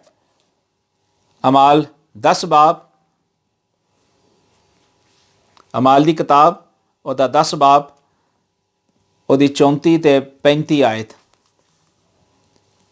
ਮੈਂ ਥੋੜਾ ਜਿਹਾ ਹਵਾਲਾ ਮੇਰਾ ਖਿਆਲ ਅੱਗੇ ਪਿੱਛੇ ਕਿਤੇ ਹੋ ਗਿਆ ਤਾਂ ਮੈਂ ਫਿਰ ਵੇਖ ਲੈਣਾ ਖੁਦਾ ਦੇ ਵਚਨ ਦੇ ਵਿੱਚੋਂ। ਤੇ ਇਹਦੇ ਵਿੱਚ ਸਾਨੂੰ ਸਾਰੀਆਂ ਗੱਲਾਂ ਖੁਦਾ ਦੇ ਕਲਾਮ ਦੇ ਵਿੱਚੋਂ ਲੱਭਦੀਆਂ ਨੇ। ਖੁਦਾ ਦੇ ਕਲਾਮ ਨੇ ਸਾਨੂੰ ਜਿਹੜਾ ਇਹ ਚੀਜ਼ ਸਿਖਾਈ ਹੈ ਤੇ ਦੱਸੀ ਹੈ ਕਿ ਖੁਦਾ ਦਾ ਕਲਾਮ ਜਿਹੜਾ ਹੈ ਨਾ ਉਹ ਸਾਡੇ ਲਈ ਬੜੀ ਵੈਲਿਊ ਰੱਖਦਾ। ਜਦੋਂ ਵੀ ਅਸੀਂ ਖੁਦਾ ਦੇ ਕਲਾਮ ਦੇ ਵਿੱਚੋਂ ਖੁਦਾ ਦੀਆਂ ਗੱਲਾਂ ਨੂੰ ਸਿੱਖਦੇ ਹਾਂ ਨਾ, ਤਾਂ ਖੁਦਾ, ਮੈਂ ਦੱਸਿਆ ਕਿ ਕਲਾਮ ਸਾਡੇ ਨਾਲ ਕਰਦਾ, ਖੁਦਾ ਸਾਡੇ ਨਾਲ ਬੋਲਦਾ ਹੈ। ਤੇ ਅਸੀਂ ਇਨਸਾਨ ਹੁੰਦੇ ਹੋਇਆਂ ਸਾਨੂੰ ਜ਼ਰੂਰੀ ਹੈ ਕਿ ਅਸੀਂ ਖੁਦਾ ਦੇ ਕਲਾਮ ਵੱਲ ਤੇ ਖੁਦਾ ਦੀਆਂ ਗੱਲਾਂ ਵੱਲ ਧਿਆਨ ਦਈਏ ਤੇ ਅਸੀਂ ਉਸ ਨਜਾਤ ਦਿੰਦੇ ਨੂੰ ਆਪਣਾ ਸ਼ਖਸੀ ਨਜਾਤ ਦਿੰਦਾ ਕਬੂਲ ਕਰਕੇ ਤੇ ਉਹਦੀ ਸ਼ੁਕਰਗੁਜ਼ਾਰੀ ਕਰੀਏ। ਅੱਜ ਸਾਨੂੰ ਡਰਨ ਦੀ ਜ਼ਰੂਰਤ ਨਹੀਂ, ਸਾਨੂੰ ਘਬਰਾਉਣ ਦੀ ਜ਼ਰੂਰਤ ਨਹੀਂ ਤੇ ਨਾ ਸਾਨੂੰ ਪਰੇਸ਼ਾਨ ਹੋਣ ਦੀ ਜ਼ਰੂਰਤ ਹੈ। ਔਰ ਇਸ ਹਵਾਲੇ ਨੂੰ ਅਸੀਂ ਖੁਦਾ ਦੇ ਵਚਨ ਦੇ ਵਿੱਚੋਂ, ਖੁਦਾ ਦੇ ਕਲਾਮ ਦੇ ਵਿੱਚੋਂ ਪੜ੍ਹਾਂਗੇ। ਖੁਦਾ ਦੇ ਕਲਾਮ 'ਚ ਲਿਖਿਆ ਹੈ ਅਮਾਲ ਦੀ ਕਿਤਾਬ ਉਹਦਾ 10ਵਾਂ ਬਾਪ ਤੇ ਉਹਦੀ 35 ਆਇਤ 'ਚ ਲਿਖਿਆ ਹੈ ਕਿ ਹਰ ਕੌਮ ਦੇ ਵਿੱਚੋਂ ਹਰ ਲੋਕ ਜਿਹੜੇ ਨੇ ਉਹ ਡਰਦੇ ਨੇ ਤੇ ਰਾਸਤਬਾਜ਼ੀ ਕਰਦੇ ਨੇ ਤੇ ਫਿਰ ਕੀ ਹੈ ਕਿ ਉਹ ਉਹਨੂੰ ਪਸੰਦ ਆਉਂਦਾ ਹੈ। ਤੇ ਲਿਖਿਆ ਹੈ ਕਿ ਜਿਹੜਾ ਕਲਾਮ ਉਹਨੇ ਬਨੀ ਇਸਰਾਇਲ ਦੇ ਕੋਲ ਭੇਜਿਆ, ਯਿਸੂ ਮਸੀਹ ਦੀ ਮਾਰਫਤ ਭੇਜਿਆ, ਉਹ ਸੁਲ੍ਹਾ ਦੀ ਖੁਸ਼ਖਬਰੀ ਦਾ ਪੈਗਾਮ ਸੀ। ਔਰ ਇੱਥੇ ਅਸੀਂ ਇਸ ਗੱਲ ਨੂੰ ਵੀ ਸਾਨੂੰ ਜਾਣਨ ਦੀ ਜ਼ਰੂਰਤ ਹੈ ਕਿ ਪਤਰਸ ਰਸੂਲ ਜਿਹੜਾ ਵੇ ਤੇ ਜਿਹੜਾ ਪਤਰਸ ਰਸੂਲ ਹੈ ਉਹ ਬੜੀ ਗਹਿਰੀਆਂ ਗੱਲਾਂ ਇਸ ਵਚਨ ਦੇ ਵਿੱਚ ਕਹਿੰਦਾ। ਉਹ ਕਹਿੰਦਾ ਹੈ ਕਿ ਜਿਹੜਾ ਯਿਸੂ ਮਸੀਹ ਹੈ ਨਾ ਉਹਨੇ ਸੁਲ੍ਹਾ ਦੀ ਖੁਸ਼ਖਬਰੀ ਦਿੱਤੀ ਹੈ। ਤਾਂ ਅਸੀਂ ਇਸ ਗੱਲ ਨੂੰ ਜਾਣਦੇ ਹਾਂ ਕਿ ਯੂਹੰਨਾ ਦੇ ਬਪਤਿਸਮੇ ਦੀ ਮਨਾਦੀ ਤੋਂ ਬਾਅਦ ਗਲੀਲ ਤੋਂ ਸ਼ੁਰੂ ਹੋ ਕੇ ਤੇ ਤਮਾਮ ਸ਼ਹਿਰਾਂ ਦੇ ਵਿੱਚ ਮਸ਼ਹੂਰ ਹੋ ਗਈ ਹੈ। ਤੇ ਯਿਸੂ ਨਾਸਰੀ ਯਾਨੀ ਖੁਦਾਵੰਦ ਯਿਸੂ ਮਸੀਹ ਨਾਸਰੀ ਰੂਲ ਕੁਦਸ ਤੇ ਕੁਦਰਤ ਦੇ ਨਾਲ ਮਸਾ ਕੀਤਾ ਗਿਆ ਹੈ ਤੇ ਉਹ ਭਲਾਈ ਕਰਦਾ ਤੇ ਸਭ ਲੋਕਾਂ ਨੂੰ ਅਬਲੀਸ ਦੇ ਹੱਥਾਂ ਦੇ ਜ਼ੁਲਮ ਉਠਾ ਰਹੇ ਨੇ ਉਹਨਾਂ ਨੂੰ ਸ਼ਿਫਾ ਦਿੰਦਾ ਫਿਰਦਾ ਹੈ ਤੇ ਖੁਦਾ ਉਹਨਾਂ ਦੇ ਨਾਲ ਹੈ, ਯਾਨੀ ਯਿਸੂ ਮਸੀਹ ਦੇ ਨਾਲ ਖੁਦਾ ਹੈ। ਔਰ ਇਹ ਸਾਰੇ ਕੰਮ ਜਿਹੜੇ ਨੇ ਮਸੀਹ ਯਿਸੂ ਨੇ ਆਪਣੀ ਜ਼ਮੀਨੀ ਜ਼ਿੰਦਗੀ 'ਚ ਕੀਤੇ ਨੇ। ਤੇ ਉਹ ਕਲਾਮ 'ਚ ਲਿਖਿਆ ਵੇ ਕਿ ਫਿਰ ਅਗਰ ਅਸੀਂ ਪੜ੍ਹੀਏ ਤਾਂ ਲਿਖਿਆ ਕਿ ਉਹਦੇ ਕੰਮਾਂ ਦੇ ਵਿੱਚ ਅਸੀਂ ਵੇਖਦੇ ਹਾਂ ਕਿ ਉਹਨੇ ਇੱਕ ਵੱਡੇ ਵੱਡੇ ਕੰਮ ਕੀਤੇ। ਉਹਨੇ ਯਹੂਦੀਆ ਦੇ ਮੁਲਕ ਦੇ ਵਿੱਚ, ਯਰੂਸ਼ਲਮ ਦੇ ਵਿੱਚ ਉਹਨੇ ਵੱਡੇ ਵੱਡੇ ਕੰਮ ਕੀਤੇ। ਔਰ ਉਹਨਾਂ ਨੇ ਫਿਰ ਲਿਖਿਆ ਕਿ ਉਹਨੂੰ ਸਲੀਬ ਦੇ ਉੱਤੇ ਉਹਨਾਂ ਲਟਕਾ ਦਿੱਤਾ ਔਰ ਉਸ ਨੂੰ ਖੁਦਾ ਤੋਂ ਬਾਅਦ ਫਿਰ ਅਸੀਂ ਵੇਖਦੇ ਹਾਂ ਉਸ ਤੋਂ ਬਾਅਦ ਦੇਖਦੇ ਹਾਂ ਕਿ ਖੁਦਾ ਨੇ ਫਿਰ ਉਹਨੂੰ ਤੀਸਰੇ ਦਿਨ ਜਲਾਇਆ ਤੇ ਜ਼ਾਹਰ ਵੀ ਕੀਤਾ। ਤੇ ਸਾਰੀ ਉਮਤ ਬਲਕਿ ਉਹਨਾਂ ਤਮਾਮ ਲੋਕਾਂ ਨੂੰ ਜਿਹੜੇ ਖੁਦਾ ਦੇ ਚੁਣੇ ਹੋਏ ਸਨ ਉਹਨਾਂ ਨੇ ਕੀ ਕੀਤਾ ਕਿ ਜਿਹੜੇ ਖੁਦਾ ਦੇ ਪੁਆਇੰਟਡ ਲੋਕ ਨੇ, ਲਿਖਿਆ ਕਿ ਫਿਰ ਖੁਦਾ ਨੇ ਕੀ ਕੀਤਾ ਕਿ ਉਹਨਾਂ ਸਾਰਿਆਂ ਨੂੰ ਜਿਹੜੀ ਹੈ ਬਰਕਤ ਦਿੱਤੀ ਹੈ। ਔਰ ਲਿਖਿਆ ਕਿ ਐਸੇ ਜਿੰਨੇ ਵੀ ਲੋਕ ਸਾਂ ਅਸੀਂ ਜਦੋਂ ਵੇਖਿਆ ਕਿ ਯਿਸੂ ਮਸੀਹ ਮੁਰਦਿਆਂ 'ਚੋਂ ਜੀ ਉੱਠਿਆ ਤੇ ਉਸ ਤੋਂ ਬਾਅਦ ਫਿਰ ਅਸੀਂ ਕੀ ਕੀਤਾ, ਅਸੀਂ ਖੁਸ਼ੀ ਮਨਾਈ, ਅਸੀਂ ਖਾਧਾ ਤੇ ਪੀਤਾ। ਇਹ ਪਤਰਸ ਰਸੂਲ ਦੀ ਬੜੀ ਵੱਡੀ ਗਵਾਹੀ ਹੈ। ਅਸੀਂ ਵੀ ਜਦੋਂ ਯਿਸੂ ਮਸੀਹ ਦੇ ਬਾਰੇ ਜਾਣਦੇ ਹਾਂ, ਯਿਸੂ ਮਸੀਹ ਦੇ ਬਾਰੇ ਖਿਆਲਾਂ ਦਾ ਇਜ਼ਹਾਰ ਕਰਨੇ ਆ, ਵਚਨ ਦੇ ਵਿੱਚੋਂ ਵੇਖਦੇ ਆ, ਤੇ ਸਾਨੂੰ ਵੀ ਬੜੀ ਖੁਸ਼ੀ ਹੁੰਦੀ ਹੈ। ਤੇ ਅੱਜ ਬੜੀਆਂ ਜਗ੍ਹਾ ਦੇ ਉੱਤੇ ਬੜੀਆਂ ਵੱਡੀਆਂ ਦਾਵਤਾਂ ਹੋਣਡੀਆਂ ਨੇ, ਲੋਕ ਖਾਂਦੇ ਨੇ ਪੀਂਦੇ ਨੇ, ਔਰ ਇਸ ਖੁਸ਼ੀ ਦੇ ਵਿੱਚ ਨੇ ਕਿ ਸਾਡਾ ਮਸੀਹਾ ਜਿਹੜਾ ਉਹ ਮੁਰਦਿਆਂ ਤੋਂ ਜੀ ਉੱਠਿਆ ਵੇ। ਔਰ ਇਹਦੀ ਜਿਹੜੀ ਗਵਾਹੀ ਹੈ, ਇਹ ਬੜੀ ਗਵਾਹੀ ਸਾਨੂੰ ਪੌਲੁਸ ਰਸੂਲ ਦੇ ਖਤਾਂ ਦੇ ਵਿੱਚੋਂ ਵੀ ਲੱਭਦੀ ਹੈ। ਔਰ ਖੁਦਾ ਦੇ ਵਚਨ ਦੇ ਵਿੱਚ ਅਗਰ ਅਸੀਂ ਵੇਖੀਏ ਤਾਂ ਸਾਨੂੰ ਇਹ ਗੱਲ ਬਿਲਕੁਲ ਵਾਜ਼ਿਹ ਤੌਰ 'ਤੇ ਨਜ਼ਰ ਆਉਂਦੀ ਹੈ। ਪੌਲੁਸ ਰਸੂਲ ਨੇ 15ਵੇਂ ਬਾਬ ਦੇ ਵਿੱਚ ਬੜੀ ਖੂਬਸੂਰਤ ਗੱਲਾਂ ਸਾਡੇ ਲਈ ਕੀਤੀਆਂ ਨੇ। ਤੇ ਆਓ ਅਸੀਂ ਖੁਦਾ ਦੇ ਵਚਨ ਦੇ ਵਿੱਚੋਂ ਵੇਖਦੇ ਹਾਂ। ਪੌਲੁਸ ਰਸੂਲ ਦਾ ਖਤ, ਉਹਦਾ 15ਵਾਂ ਬਾਬ ਵੇਖਦੇ ਹਾਂ। ਇਹਦੇ ਵਿੱਚ ਲਿਖਿਆ ਹੈ, ਉਹਨੇ ਕਿਹਾ ਕਿ ਐ ਭਾਈਓ, ਮੈਂ ਤੁਹਾਨੂੰ ਉਹੀ ਖੁਸ਼ਖਬਰੀ ਦੇਣਾ ਵਾਂ ਜਿਹੜੀ ਪਹਿਲੇ ਦੇ ਚੁੱਕਿਆ ਵਾਂ, ਕਿ ਜਦੋਂ ਤੁਸੀਂ ਯਿਸੂ ਮਸੀਹ ਨੂੰ ਕਬੂਲ ਕਰ ਲਿਆ ਤੇ ਉਹਦੇ ਵਿੱਚ ਕਾਇਮ ਹੋ, ਤੇ ਉਹਦੇ ਵਸੀਲੇ ਦੇ ਨਾਲ ਹੀ ਤੁਹਾਨੂੰ ਨਜਾਤ ਮਿਲੀ ਹੈ। ਤੇ ਉਹ ਕਹਿੰਦਾ ਕਿਤਾਬੇ ਮੁਕੱਦਸ ਦੇ ਮੁਤਾਬਕ ਜਿਹੜਾ ਮਸੀਹ ਸਾਡੇ ਗੁਨਾਹਾਂ ਲਈ ਮਰ ਗਿਆ, ਦਫਨ ਹੋਇਆ, ਤੇ ਤੀਸਰੇ ਦਿਨ ਕਿਤਾਬੇ ਮੁਕੱਦਸ ਦੇ ਮੁਤਾਬਕ ਜੀ ਉੱਠਿਆ। ਤੇ ਉਹਨੇ ਲਿਖਿਆ ਕਿ ਕੈਫਾ ਨੂੰ ਔਰ ਉਸ ਤੋਂ ਬਾਅਦ ਉਹਨ 12 ਰਸੂਲਾਂ ਨੂੰ ਵੀ ਦਿਖਾਈ ਦਿੱਤਾ, ਤੇ ਕਹਿੰਦਾ 500 ਤੋਂ ਜ਼ਿਆਦਾ ਭਾਈਆਂ ਤੋਂ ਮੈਨੂੰ ਵੀ ਦਿਖਾਈ ਦਿੱਤਾ, ਤੇ ਜਿਹੜੇ ਨੇ ਅਜੇ ਤੱਕ ਮੌਜੂਦ ਨੇ, ਤੇ ਕੁਝ ਸੋ ਵੀ ਗਏ ਨੇ। ਤੇ ਫਿਰ ਯਕੂਬ ਨੂੰ ਦਿਖਾਈ ਦਿੱਤਾ, ਤੇ ਫਿਰ ਸਭ ਰਸੂਲਾਂ ਨੂੰ ਦਿਖਾਈ ਦਿੱਤਾ। ਔਰ ਕਹਿੰਦਾ ਸਭ ਤੋਂ ਪਿੱਛੇ ਮੈਨੂੰ ਵੀ, ਗੋਇਆ ਮੈਂ ਜਿਹੜਾ ਅਧੂਰੇ ਦਿਨਾਂ ਦੀ ਪੈਦਾਇਸ਼ ਆ, ਮੈਨੂੰ ਵੀ ਦਿਖਾਈ ਦਿੱਤਾ। ਇਹ ਉਹਨੇ ਇਸ ਗੱਲ ਦੀ ਗਵਾਹੀ ਦਿੱਤੀ, ਔਰ ਉਹਨੇ ਇਸ ਗੱਲ ਦੇ ਵਿੱਚ ਤਸਦੀਕ ਕੀਤੀ ਹੈ ਕਿ ਮਸੀਹ ਯਿਸੂ ਜਿਹੜਾ ਵਾਕਿਆ ਹੀ ਮੁਰਦਿਆਂ 'ਚੋਂ ਜੀ ਉੱਠਿਆ ਹੈ। ਅੱਜ ਅਗਰ ਕੋਈ ਕਿਸੇ ਗੈਰ ਕੌਮ ਦੇ ਵਿੱਚੋਂ ਅਗਰ ਕੋਈ ਖਬਰ ਆਵੇ ਕਿ ਜੀ ਯਿਸੂ ਮਸੀਹ ਤੇ ਮੁਰਦਿਆਂ 'ਚੋਂ ਜੀ ਉੱਠਿਆ ਨਹੀਂ ਸੀ, ਉਹ ਤੇ ਮਰ ਗਿਆ ਸੀ, ਤੇ ਉਹਦੀ ਜਗ੍ਹਾ ਕੋਈ ਹੋਰ ਸ਼ਖਸ ਆ ਗਿਆ, ਤੇ ਫਿਰ ਉਹਨੂੰ ਜਿਹੜਾ ਉਹ ਅੱਗੇ ਲੈ ਆਉਂਦੇ ਨੇ। ਲੇਕਿਨ ਕਿਤਾਬੇ ਮੁਕੱਦਸ ਦੇ ਵਿੱਚ ਇਸ ਤਰ੍ਹਾਂ ਦੀ ਕੋਈ ਵੀ ਗੱਲ ਨਹੀਂ ਲਿਖੀ ਹੋਈ। ਕਲਾਮੇ ਮੁਕੱਦਸ ਦੇ ਵਿੱਚ ਪੌਲੁਸ ਰਸੂਲ ਨੇ ਆਖਿਆ ਕਿ ਅਗਰ ਜਿਹੜਾ ਮਸੀਹ ਨਹੀਂ ਜੀ ਉੱਠਿਆ ਤੇ ਤੁਹਾਡਾ ਈਮਾਨ ਲਿਆਉਣਾ ਵੀ ਬੇਫਾਇਦਾ ਹੈ, ਤੇ ਹਜੇ ਤੱਕ ਤੁਸੀਂ ਆਪਣੇ ਗੁਨਾਹਾਂ ਦੇ ਵਿੱਚ ਗ੍ਰਿਫਤਾਰ ਜੇ, ਬਲਕਿ ਮਸੀਹ 'ਚ ਜਿਹੜੇ ਸੋ ਗਏ ਨੇ ਉਹ ਵੀ ਹਲਾਕ ਹੋਏ। ਉਹ ਕਹਿੰਦਾ ਅਗਰ ਸਿਰਫ ਅਸੀਂ ਜ਼ਿੰਦਗੀ ਦੇ ਵਿੱਚ ਰਹਿੰਦੇ ਹੋਏ ਹਾਂ, ਅਗਰ ਅਸੀਂ ਉਮੀਦ ਰੱਖਦੇ ਹਾਂ, ਤੇ ਸਾਡੀ ਉਮੀਦ ਜਿਹੜੀ ਹੈ ਸਭ ਤੋਂ ਜ਼ਿਆਦਾ ਜਿਹੜੀ ਹੈ ਇਹ ਬਦਨਸੀਬ ਹੈ। ਕਿ ਸਾਡੀ ਉਮੀਦ ਜਿਹੜੀ ਹੈ, ਕਹਿ ਰਿਹਾ ਕਿ ਸਭ ਤੋਂ ਜ਼ਿਆਦਾ ਬਦ ਨਸੀਬ ਹੈ। ਕਹਿੰਦਾ ਫਿਲ ਫੋਰ ਮਸੀਹ ਜਿਹੜਾ ਵਾਕਿਆ ਹੀ ਮੁਰਦਿਆਂ 'ਚੋਂ ਜੀ ਉੱਠਿਆ ਹੈ, ਤੇ ਜਿਹੜੇ ਸੋ ਗਏ ਨੇ ਉਹਨਾਂ 'ਚ ਪਹਿਲਾ ਫਲ ਹੈ। ਕਹਿੰਦਾ ਜਦੋਂ ਆਦਮੀ ਦੇ ਸਬਬ ਦੇ ਨਾਲ ਮੌਤ ਆਈ ਨਾ, ਤੇ ਆਦਮੀ ਦੇ ਵਸੀਲੇ ਦੇ ਨਾਲ ਹੀ ਮੁਰਦਿਆਂ ਦੀ ਕਿਆਮਤ ਵੀ ਹੋਈ। ਤੇ ਜਿਸ ਤਰ੍ਹਾਂ ਆਦਮ ਵਿੱਚ ਸਭ ਮਰਦੇ ਨੇ ਨਾ, ਵੈਸੇ ਹੀ ਮਸੀਹ 'ਚ ਸਾਰੇ ਜ਼ਿੰਦਾ ਕੀਤੇ ਜਾਣਗੇ। ਲੇਕਿਨ ਹਰ ਸ਼ਖਸ ਜਿਹੜਾ ਆਪਣੀ ਆਪਣੀ ਬਾਰੀ ਤੇ ਪਹਿਲਾ ਫਲ ਮਸੀਹ, ਤੇ ਫਿਰ ਮਸੀਹ ਤੋਂ ਬਾਅਦ ਆਣੇ ਵਾਲੇ ਲੋਕ, ਤੇ ਉਸ ਤੋਂ ਬਾਅਦ ਆਖਰੀ ਵੇਲਾ ਹੋਏਗਾ। ਇਹ ਗੱਲਾਂ ਜਿਹੜੀਆਂ ਨੇ ਕਲਾਮੇ ਮੁਕੱਦਸ ਦੇ ਵਿੱਚੋਂ ਸਾਨੂੰ ਨਜ਼ਰ ਆਉਂਦੀਆਂ ਨੇ। ਤੇ ਜਦੋਂ ਅਸੀਂ ਕਲਾਮ ਦੇ ਵਿੱਚੋਂ ਪੜ੍ਹਨੇ ਆ ਤੇ ਸਾਨੂੰ ਬੜੀ ਦਲੇਰੀ ਮਿਲਦੀ ਹੈ, ਸਾਨੂੰ ਬੜੀ ਸਮਝੋ ਬਰਕਤ ਮਿਲਦੀ ਹੈ ਕਿ ਸਾਡਾ ਮਸੀਹਾ ਯਿਸੂ ਮਸੀਹ ਮੁਰਦਿਆਂ 'ਚੋਂ ਜੀ ਉੱਠਿਆ। ਔਰ ਮਸੀਹ ਦਾ ਜੀ ਉੱਠਣਾ ਜਿਹੜਾ ਇਹ ਸਭ ਤੋਂ ਵੱਡੀ ਨਬੂਵਤ ਦੀ ਗਵਾਹੀ ਹੈ। ਇਹ ਸਭ ਤੋਂ ਵੱਡੀ ਸਾਡੇ ਲਈ ਦਲੇਰੀ ਦੀ ਗੱਲ ਹੈ ਕਿ ਉਹਦੀ ਕਬਰ ਖਾਲੀ ਹੈ। ਦੁਨੀਆ ਦੀਆਂ ਸਾਰੀਆਂ ਕਬਰਾਂ ਜਿਹੜੀਆਂ ਨੇ ਭਰੀਆਂ ਨੇ, ਲੇਕਿਨ ਉਹਦੀ ਕਬਰ ਖਾਲੀ ਹੈ। ਤੇ ਸਾਨੂੰ ਇਹ ਬੜੀ ਖੁਸ਼ੀ ਹੋਣੀ ਚਾਹੀਦੀ ਹੈ। ਸਾਨੂੰ ਖੁਸ਼ੀ ਦੇ ਨਾਲ ਸਾਨੂੰ ਹਮੇਸ਼ਾ ਉਹਦਾ ਸ਼ੁਕਰ ਕਰਨ ਦੀ ਜ਼ਰੂਰਤ ਹੈ, ਉਹਦੀ ਤਾਰੀਫ ਕਰਨ ਦੀ ਜ਼ਰੂਰਤ ਹੈ, ਤੇ ਉਹਨੂੰ ਧੰਨਵਾਦ ਕਹਿਣ ਦੀ ਜ਼ਰੂਰਤ ਹੈ।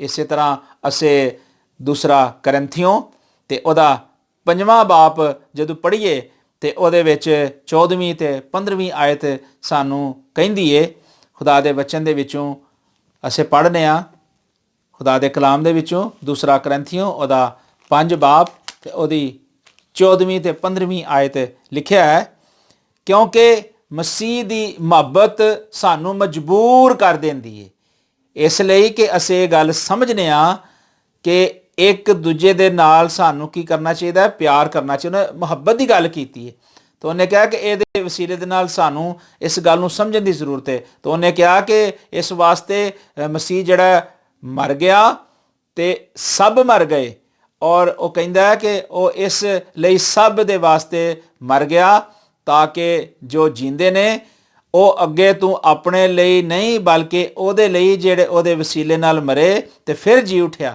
ਉਹ ਕਹਿੰਦਾ ਹੈ ਕਿ ਅਸੀਂ ਜਿਸਮ ਦੀ ਗੱਲ ਨਹੀਂ ਕਰਨ ਡੇ, ਉਹ ਕਹਿੰਦਾ ਕਿ ਸਾਨੂੰ ਇਹ ਗੱਲ ਨਹੀਂ ਕਿ ਅਸੀਂ ਜਿਸਮਾਨੀ ਤੌਰ ਤੇ ਅਸੀਂ ਮਰ ਜਾਵਾਂਗੇ, ਉਹ ਕਹਿੰਦਾ ਰੂਹਾਨੀ ਤੌਰ ਤੇ ਵੀ ਅਗਰ ਅਸੀਂ ਮਰ ਜਾਵਾਂਗੇ ਤੇ ਸਾਨੂੰ ਸਮਝ ਲਓ ਕਿ ਕੋਈ ਸਾਡੀ ਜ਼ਿੰਦਗੀ ਦੇ ਵਿੱਚ ਖੁਸ਼ਹਾਲੀ ਬਹਾਲੀ ਨਹੀਂ ਆਏਗੀ।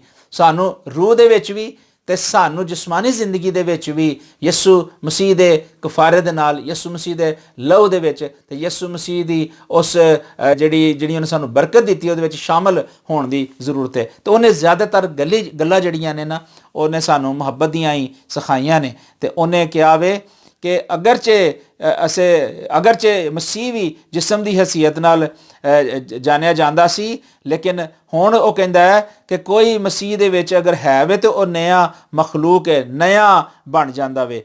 ਔਰ ਉਹ ਯਿਸੂ ਮਸੀਹ ਦੇ ਵਿੱਚ ਜਦੋਂ ਆ ਜਾਏਗਾ ਕੋਈ ਵੀ ਸ਼ਖਸ, ਤਾਂ ਯਿਸੂ ਮਸੀਹ ਉਹਦੀ ਜ਼ਿੰਦਗੀ ਵਿੱਚ ਇੱਕ ਨया ਕੰਮ ਕਰੇਗਾ। ਉਹ ਕਹਿੰਦਾ ਸਾਰੀਆਂ ਚੀਜ਼ਾਂ ਜਿਹੜੀਆਂ ਨੇ ਪੁਰਾਣੀਆਂ ਚਲੀਆਂ ਗਈਆਂ ਨੇ ਔਰ ਮਸੀਹ ਦੇ ਵਸੀਲੇ ਨਾਲ ਹੁਣ ਸਾਡਾ ਮੇਲ ਮਿਲਾਪ ਜਿਹੜਾ ਹੈ ਉਹ ਮਸੀਹ ਯਿਸੂ ਨੇ ਕਰਵਾ ਦਿੱਤਾ ਹੈ ਤੇ ਖੁਦਾ ਦੇ ਨਾਲ ਸਾਡਾ ਇੱਕ ਤਾਲੁਕ ਕਾਇਮ ਕਰ ਦਿੱਤਾ ਹੈ। ਔਰ ਲਿਖਿਆ ਕਿ ਫਿਰ ਖੁਦਾ ਨੇ ਕੀ ਕੀਤਾ ਕਿ ਉਹਨੇ ਦੁਨੀਆ ਦੇ ਨਾਲ ਸਾਡਾ ਜਿਹੜਾ ਮਿਲਾਪ ਕਰ ਦਿੱਤਾ। ਔਰ ਇਹ ਮਿਲਾਪ ਕਿਸ ਵਜ੍ਹਾ ਤੋਂ ਹੋਇਆ? ਇਸ ਵਜ੍ਹਾ ਤੋਂ ਹੋਇਆ ਕਿ ਯਿਸੂ ਮਸੀਹ ਦਾ ਬਲੀਦਾਨ ਹੋਣਾ ਤੇ ਮੁਰਦਿਆਂ ਚੋਂ ਜੀ ਉੱਠਣਾ ਤੇ ਯਿਸੂ ਮਸੀਹ ਦਾ ਇਹ ਕਹਿਣਾ ਕਿ ਮੈਂ ਦੁਨੀਆ ਦੇ ਆਖਰ ਤੱਕ ਤੁਹਾਡੇ ਨਾਲ ਹਾਂ। ਔਰ ਇਸ ਗੱਲ ਨੂੰ ਜਦੋਂ ਅਸੀਂ ਵੇਖਦੇ ਹਾਂ ਤੇ ਸਾਨੂੰ ਬੜੀ ਖੁਸ਼ੀ ਹੁੰਦੀ ਹੈ। ਪੌਲੁਸ ਕਹਿੰਦਾ ਹੈ ਕਿ ਸਾਨੂੰ ਜਿਹੜਾ ਮਸੀਹ ਦਾ ਏਲਚੀ ਹੋਣਾ ਚਾਹੀਦਾ, ਸਾਨੂੰ ਸ਼ਾਗਿਰਦ ਹੋਣਾ ਚਾਹੀਦਾ ਹੈ ਤੇ ਸਾਡੇ ਵਸੀਲੇ ਦੇ ਨਾਲ ਖੁਦਾ ਕਹਿੰਦਾ ਕਿ ਸਾਡੇ ਵਸੀਲੇ ਦੇ ਨਾਲ ਖੁਦਾ ਇਲਤਮਾਸ ਕਰਦਾ ਹੈ ਕਿ ਅਸੀਂ ਜਿਹੜਾ ਮਸੀਹ ਅਲ ਆਈਏ। ਉਹ ਕਹਿੰਦਾ ਕਿ ਹमें मसीह की तरफ से मिन्नत करता हूँ, ਕਹਿੰਦਾ ਮੈਂ ਦਰਖਾਸਤ ਕਰਨਾ ਯਿਸੂ ਮਸੀਹ ਦੇ ਵਸੀਲੇ ਨਾਲ ਕਿ ਖੁਦਾ ਦੇ ਨਾਲ ਸਾਡਾ ਮੇਲ ਹੋਣਾ ਚਾਹੀਦਾ ਹੈ। ਜੋ ਗੁਨਾਹ ਤੋਂ ਵਾਕਿਫ ਨਹੀਂ ਸੀ ਉਹ ਸਾਡੇ ਵਾਸਤੇ ਗੁਨਾਹ ਠਹਿਰਿਆ ਔਰ ਅਸੀਂ ਖੁਦਾ ਦੀ ਰਾਸਤਬਾਜ਼ੀ ਦੇ ਵਿੱਚ ਆ ਗਏ। ਅਗਰ ਅੱਜ ਅਸੀਂ ਵੀ ਅਗਰ ਗੁਨਾਹ ਕਰਨੇ ਆ ਤੇ ਫਿਰ ਅਸੀਂ ਖੁਦਾ ਦੀ ਰਾਸਤਬਾਜ਼ੀ 'ਚ ਨਹੀਂ ਆਉਂਦੇ। ਰਾਸਤਬਾਜ਼ੀ 'ਚ ਉਹੀ ਸ਼ਖਸ ਆਉਂਦਾ ਹੈ ਜਿਹਦੀ ਜ਼ਿੰਦਗੀ 'ਚ ਕੋਈ ਗੁਨਾਹ ਨਾ ਹੋਵੇ, ਜਿਹਦੀ ਜ਼ਿੰਦਗੀ 'ਚ ਕੋਈ ਬਦੀ ਨਾ ਹੋਵੇ। ਤੇ ਖੁਦਾ ਤੇ ਬਦੀਆਂ ਨੂੰ ਨਹੀਂ ਵੇਖਣਾ ਚਾਹੁੰਦਾ ਨਾ, ਖੁਦਾ ਤੇ ਇਹੀ ਚਾਹੁੰਦਾ ਕਿ ਸਾਰਿਆਂ ਦੀ ਤੋਬਾ ਤੱਕ ਨੌਬਤ ਪਹੁੰਚੇ। ਤੋ ਰਾਸਤਬਾਜ਼ੀ ਦੀ ਗੱਲ ਸਾਨੂੰ ਸਿਖਾਉਣਾ ਚਾਹੁੰਦਾ ਹੈ ਔਰ ਸਾਨੂੰ ਇਹ ਦੱਸਣਾ ਚਾਹੁੰਦਾ ਹੈ ਕਿ ਸਾਡੀ ਜ਼ਿੰਦਗੀ ਦੇ ਵਿੱਚ ਜਿਹੜਾ ਵੇ ਖੁਦਾ ਦਾ ਵਚਨ ਹੋਣਾ ਚਾਹੀਦਾ ਔਰ ਖੁਦਾ ਦੇ ਕਲਾਮ ਦੀਆਂ ਗੱਲਾਂ ਹੋਣੀਆਂ ਚਾਹੀਦੀਆਂ ਨੇ। ਔਰ ਅਸੀਂ ਪੌਲੁਸ ਰਸੂਲ ਦੀ ਇਸ ਗੱਲ ਨੂੰ ਜਦੋਂ ਵੇਖੀਏ ਤੇ ਇਹਦੇ ਵਿੱਚ ਸਾਨੂੰ ਨਜ਼ਰ ਆਇਆ ਕਿ ਯਿਸੂ ਮਸੀਹ ਜਿਹੜਾ ਵਾਕਿਆ ਹੀ ਹਕੀਕੀ ਤੌਰ ਤੇ ਮੁਰਦਿਆਂ 'ਚੋਂ ਜੀ ਉੱਠਿਆ।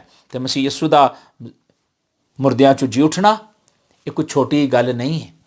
ਅੱਜ ਬਹੁਤ ਸਾਰੀ ਦੁਨੀਆ ਦੇ ਵਿੱਚ ਅਸੀਂ ਵੇਖਦੇ ਹਾਂ ਸੋਸ਼ਲ ਮੀਡੀਆ ਦੇ ਵਿੱਚ ਕਿ ਬਹੁਤ ਸਾਰੇ ਲੋਕ ਨੇ, ਬੜੇ ਬੜੇ ਝੂਠੇ ਪ੍ਰਾਫਿਟ ਵੀ ਨੇ ਜਿਹੜੇ ਵੱਡੇ ਵੱਡੇ ਕੰਮ ਕਰਦੇ ਨੇ ਔਰ ਕੋਸ਼ਿਸ਼ ਕਰਦੇ ਨੇ ਕਿ ਕਿਸੇ ਤਰੀਕੇ ਨਾਲ ਵਿਖਾਇਆ ਜਾਏ ਕਿ ਜਿਹੜਾ ਇਹ ਮੁਰਦਾ ਵੇ ਇਹ ਅਸੀਂ ਇਹਦੇ ਤੇ ਦੁਆ ਕਰੀਏ ਤੇ ਇਹ ਜ਼ਿੰਦਾ ਹੋ ਜਾਵੇ।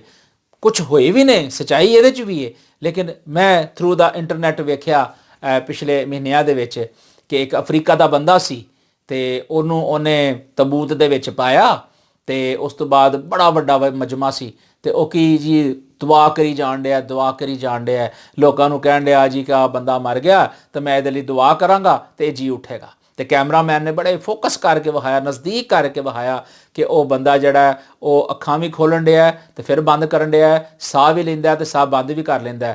ਜਦੋਂ ਕੈਮਰਾ ਨਜ਼ਦੀਕ ਹੁੰਦਾ ਤੇ ਬਿਲਕੁਲ ਉਹ ਆਪਣੇ ਆਪ ਨੂੰ ਹਿਲਾਉਂਦਾ ਨਹੀਂ, ਜੋ ਹੀ ਥੋੜ੍ਹਾ ਜਿਹਾ ਪਿੱਛੇ ਹੁੰਦਾ ਤੇ ਉਹ ਜਿਹੜਾ ਇਹ ਫੌਰੀ ਤੌਰ ਤੇ ਜਿਹੜਾ ਨਾ ਆਪਣੇ ਆਪ ਨੂੰ ਸਾਹ ਲੈ ਲੈਂਦਾ। ਔਰ ਅਸੀਂ ਵੇਖਿਆ ਕਿ ਉਹ ਦੁਆ ਜਿਹੜਾ ਨਾ ਕਰੀ ਜਾਣ ਡਿਆ ਸੀ, ਬੰਦਾ ਦੁਆ ਕਰੀ ਜਾਣ ਡਿਆ ਸੀ ਔਰ ਅਸੀਂ ਵੇਖਿਆ ਕਿ ਉਹਨੇ ਹਾਲੇਲੂਇਆ ਦਾ ਨਾਰਾ ਮਾਰਿਆ ਤੇ ਸਾਰੇ ਲੋਕ ਬੜੇ ਖੁਸ਼ੀ ਦੇ ਨਾਲ ਟੱਪਣ ਲੱਗ ਪਏ, ਉੱਛਣ ਲੱਗ ਪਏ ਕਿ ਜੀ ਆ ਜਿਹੜਾ ਵਾਕਈ ਇਹ ਕੰਮ ਬੜਾ ਅਜੀਬ ਹੋ ਗਿਆ। ਤੇ ਉਹ ਤਬੂਤ ਤੇ ਜਿਹੜਾ ਬੰਦਾ ਪਹਿਲੇ ਹੀ ਜ਼ਿੰਦਾ ਸੀ ਉਹ ਅਸੀਂ ਵੇਖਿਆ ਉਸ ਵੀਡੀਓ ਦੇ ਵਿੱਚ ਕਿ ਉਹਨੇ ਫਿਰ ਆਪਣੇ ਆਪ ਨੂੰ ਆਸਤਾ ਆਸਤਾ ਉੱਚਾ ਕੀਤਾ, ਉਸ ਬੰਦੇ ਨੇ ਉਹਨੂੰ ਫੜ ਕੇ ਉੱਚਾ ਕੀਤਾ ਤੇ ਲੋਕ ਬੜੇ ਖੁਸ਼ੀ ਹੋਏ ਕਿ ਜੀ ਆ ਬੜਾ ਵੱਡਾ ਮੌਜਜ਼ਾ ਹੋਇਆ। ਇਸ ਤਰ੍ਹਾਂ ਬੜੇ ਝੂਠੇ ਮੌਜਜ਼ੇ ਵੀ ਹੁੰਦੇ ਨੇ, ਲੇਕਿਨ ਸਾਨੂੰ ਕਿੱਡੀ ਦਲੇਰੀ ਹੈ ਕਿ ਸਾਡਾ ਯਿਸੂ ਮਸੀਹ ਜਿਹੜਾ ਉਹਨੇ ਕਿਹਾ ਉਹਦੇ ਮੁਤਾਬਕ ਹੀ ਜੀ ਉੱਠਿਆ। ਤੇ ਸਾਨੂੰ ਇਹ ਖੁਸ਼ੀ ਮਨਾਉਣੀ ਚਾਹੀਦੀ ਹੈ ਤੇ ਸਾਨੂੰ ਖੁਦਾਵੰਦ ਦਾ ਸ਼ੁਕਰ ਕਰਨਾ ਚਾਹੀਦਾ ਹੈ ਕਿ ਉਸ ਮਸੀਹਾ ਨੇ ਸਾਡੇ ਵਾਸਤੇ ਐਡਾ ਵੱਡਾ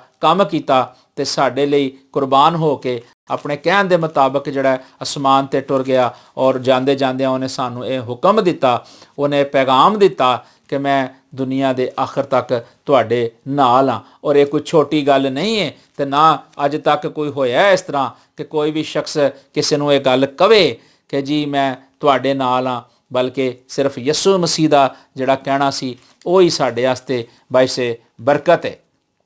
ਔਰ ਅਸੀਂ ਫਿਲਿਪੀਓਂ ਦੇ ਨਾਮ ਪੌਲੁਸ ਰਸੂਲ ਦਾ ਅਗਰ ਖਤ ਵੇਖੀਏ ਤਾਂ ਉਹਦਾ ਦੂਸਰਾ ਬਾਪ ਤੇ ਉਹਦੀ 9ਵੀਂ ਆਇਤ ਵਿੱਚ ਲਿਖਿਆ ਹੈ, ਇਸ ਵਾਸਤੇ ਖੁਦਾ ਨੇ ਵੀ ਉਹਨੂੰ ਫਿਰ ਬੜਾ ਸਰ ਬੁਲੰਦ ਕੀਤਾ। ਦੇਖੋ ਅਗਰ ਖੁਦਾ ਦਾ ਮਨਸੂਬਾ ਸੀ ਨਾ ਕਿ ਮੇਰਾ ਬੇਟਾ ਯਿਸੂ ਮਸੀਹ ਮਸਲੂਬ ਹੋਵੇ ਤੇ ਫਿਰ ਤੀਸਰੇ ਦਿਨ ਮੁਰਦਿਆਂ 'ਚੋਂ ਜੀ ਉੱਠੇ ਤੇ ਫਿਰ ਉਸ ਤੋਂ ਬਾਅਦ ਦੁੱਖ ਉਠਾਉਣ ਤੋਂ ਬਾਅਦ ਜਦੋਂ ਜ਼ਿੰਦਾ ਹੋ ਜਾਂਦਾ ਹੈ ਆਪਣੇ ਸ਼ਾਗਿਰਦਾਂ ਨੂੰ ਵੀ ਦਿਖਾਈ ਦਿੰਦਾ ਵੇ ਤੇ ਲੋਕ ਇਸ ਗੱਲ ਨੂੰ ਵੇਖਦੇ ਨੇ, ਫਿਰ ਉਹਦੇ ਅੱਗੇ ਸਜਦਾ ਵੀ ਕਰਦੇ ਨੇ ਤੇ ਫਿਰ ਪੌਲੁਸ ਰਸੂਲ ਇਹਦੇ ਬਾਰੇ ਗਵਾਹੀ ਦਿੰਦਾ ਹੈ। ਉਹ ਕਹਿੰਦਾ ਕਿ ਇਸ ਵਾਸਤੇ ਖੁਦਾ ਨੇ ਫਿਰ ਉਹਨੂੰ ਬੜਾ ਸਰ ਬੁਲੰਦ ਕੀਤਾ ਔਰ ਲਿਖਿਆ ਕਿ ਫਿਰ ਉਹਨੂੰ ਉਹ ਨਾਮ ਬਖਸ਼ਿਆ ਜਿਹੜਾ ਸਭ ਨਾਮਾਂ ਤੋਂ ਆਲਾ ਹੈ, ਤਾਂ ਕਿ ਯਿਸੂ ਦੇ ਨਾਂ ਦੇ ਉੱਤੇ ਹਰ ਇੱਕ ਘੁਟਨਾ ਔਰ ਹਰ ਇੱਕ ਘੁਟਨਾ ਝੁਕੇ, ਖਾ ਉਸਮਾਨੀਆਂ ਦਾ ਹੋਵੇ, ਖਾ ਜ਼ਮੀਨੀਆਂ ਦਾ ਹੋਵੇ, ਖਾ ਜਿਹੜੇ ਜ਼ਮੀਨ ਦੇ ਥੱਲੇ ਨੇ, ਔਰ ਖੁਦਾ ਬਾਪ ਦੇ ਜਲਾਲ ਲਈ ਹਰ ਇੱਕ ਜ਼ੁਬਾਨ ਇਕਰਾਰ ਕਰੇ ਕਿ ਯਿਸੂ ਮਸੀਹ ਨਜਾਤ ਦਿੰਦਾ ਹੈ। ਵੇਖੋ ਖੁਦਾ ਜਿਹਦੇ ਨਾਲ ਪਿਆਰ ਕਰਦਾ ਨਾ, ਖੁਦਾ ਜਿਹਦੇ ਨਾਲ ਹੁੰਦਾ ਵੇ, ਫਿਰ ਖੁਦਾ ਉਹਨੂੰ ਕੁਵਤ ਵੀ ਬਖਸ਼ਦਾ ਹੈ, ਖੁਦਾ ਉਹਨੂੰ ਤਾਕਤ ਵੀ ਬਖਸ਼ਦਾ ਹੈ ਤੇ ਖੁਦਾ ਉਹਦੇ ਨਾਲ ਨਾਲ ਚੱਲਦਾ ਹੈ। ਮਸੀਹ ਯਿਸੂ ਦੀ ਤੁਸੀਂ ਜ਼ਿੰਦਗੀ ਨੂੰ ਵੇਖੋ ਕਿ ਉਹਨੇ ਕਦੀ ਵੀ ਆਪਣੇ ਆਪ ਨੂੰ ਜ਼ਾਹਿਰ ਨਹੀਂ ਕੀਤਾ ਕਿ ਮੈਂ ਇਕੱਲਾ ਵਾਂ। ਉਹਨੇ ਕਿਹਾ ਮੈਂ ਬਾਪ ਦੇ ਵਿੱਚ ਹਾਂ ਤੇ ਬਾਪ ਮੇਰੇ ਨਾਲ ਹੈ ਤੇ ਮੈਂ ਤੇ ਬਾਪ ਇੱਕ ਹਾਂ। ਇੱਥੇ ਵੀ ਤੁਸੀਂ ਵੇਖੋ ਕਿ ਲਿਖਿਆ ਕਿ ਖੁਦਾ ਨੇ ਫਿਰ ਉਹਨੂੰ ਐਡਾ ਵੱਡਾ ਨਾਮ ਬਖਸ਼ਿਆ। ਅੱਜ ਵੀ ਅਗਰ ਕੋਈ ਬਦਰੂ ਜ਼ਦਾ ਲੋਕ ਅਗਰ ਬਹੁਤ ਸਾਰੇ ਹੋਣ ਜਾਂ ਇੱਕ ਵੀ ਹੋਵੇ ਤੇ ਜਦੋਂ ਦੁਆ ਤੁਸੀਂ ਯਿਸੂ ਦੇ ਨਾਂ ਦੇ ਨਾਲ ਕਰਦੇ ਜੇ ਤੇ ਉਹਨੂੰ ਅੱਗ ਲੱਗ ਜਾਂਦੀ ਹੈ। ਅਗਰ ਕੋਈ ਬਿਮਾਰ ਹੈ ਯਿਸੂ ਮਸੀਹ ਦਾ ਨਾਂ ਲੈਂਦੇ ਤਾਂ ਸ਼ਫਾ ਪਾ ਜਾਂਦਾ ਹੈ। ਜਿਸ ਤਰ੍ਹਾਂ ਕੋੜੀ ਪਾਕ ਸਾਫ ਹੋਏ ਔਰ ਬੜੇ ਮੌਜਜ਼ੇ ਯਿਸੂ ਮਸੀਹ ਨੇ ਕੀਤੇ, ਤੇ ਜਦੋਂ ਵੀ ਅਸੀਂ ਯਿਸੂ ਮਸੀਹ ਦਾ ਨਾਂ ਲੈਂਦੇ ਹਾਂ ਤੇ ਬੜੇ ਬੜੇ ਵੱਡੇ ਕੰਮ ਹੁੰਦੇ ਨੇ। ਤੇ ਇੱਕ ਗੱਲ ਪੌਲੁਸ ਰਸੂਲ ਨੇ ਬੜੀ ਵਾਜ਼ਿਆ ਤੌਰ ਤੇ ਆਖੀ, ਉਹਨੇ ਆਖਿਆ ਕਿ ਸਿਰਫ ਜਿਹੜਾ ਝੁਕਣਾ ਵੇ ਨਾ ਜਾਂ ਘੁਟਨੇ ਟੇਕਣੇ ਨੇ ਨਾ, ਉਹ ਸਿਰਫ ਯਿਸੂ ਮਸੀਹ ਦੇ ਅੱਗੇ ਹੀ ਨੇ। ਤਾਂ ਉਹਨੇ ਕਿਹਾ ਕਿ ਚਾਹੇ ਉਹ ਅਸਮਾਨਾਂ ਦੇ ਉੱਤੇ ਕੋਈ ਹੋਵੇ, ਭਾਵੇਂ ਜ਼ਮੀਨ ਦੇ ਹੋਵੇ ਤੇ ਜ਼ਮੀਨ ਦੇ ਭਾਵੇਂ ਕੋਈ ਥੱਲੇ ਹੋਵੇ, ਸਾਰਾ ਜਲਾਲ ਯਿਸੂ ਨੂੰ ਹੀ ਦੇਣ ਦੀ ਜ਼ਰੂਰਤ ਹੈ। ਔਰ ਇਹ ਸਾਡੇ ਵਾਸਤੇ ਬੜੀ ਨਬੂਵਤ ਦੀ ਗੱਲ ਹੈ ਕਿ ਹਰ ਇੱਕ ਘੁਟਨਾ ਜਿਹੜਾ ਯਿਸੂ ਮਸੀਹ ਦੇ ਅੱਗੇ ਝੁਕਦਾ ਹੈ ਤੇ ਹਰ ਇੱਕ ਜ਼ੁਬਾਨ ਜਿਹੜੀ ਹੈ ਉਹ ਇਕਰਾਰ ਕਰਦੀ ਹੈ ਕਿ ਯਿਸੂ ਮਸੀਹ ਹੀ ਨਜਾਤ ਦਿੰਦਾ ਹੈ। ਔਰ ਯਿਸੂ ਮਸੀਹ ਨੇ ਇਹ ਬੜੇ ਫਖਰ ਦੇ ਨਾਲ, ਬੜੀ ਦਲੇਰੀ ਦੇ ਨਾਲ ਸਾਨੂੰ ਇਹ ਹੁਕਮ ਦਿੱਤਾ ਵੇ, ਸਾਨੂੰ ਹੁਕਮ ਦਿੱਤਾ ਹੈ, ਦਲੇਰੀ ਦੇ ਨਾਲ ਹੁਕਮ ਦਿੱਤਾ ਹੈ, ਕਿਉਂਕਿ ਉਹ ਦਲੇਰ ਸੀ ਤੇ ਸਲੀਪੀ ਮੌਤ ਉਹਨੇ ਕਬੂਲ ਕਰ ਲਈ ਨਾ।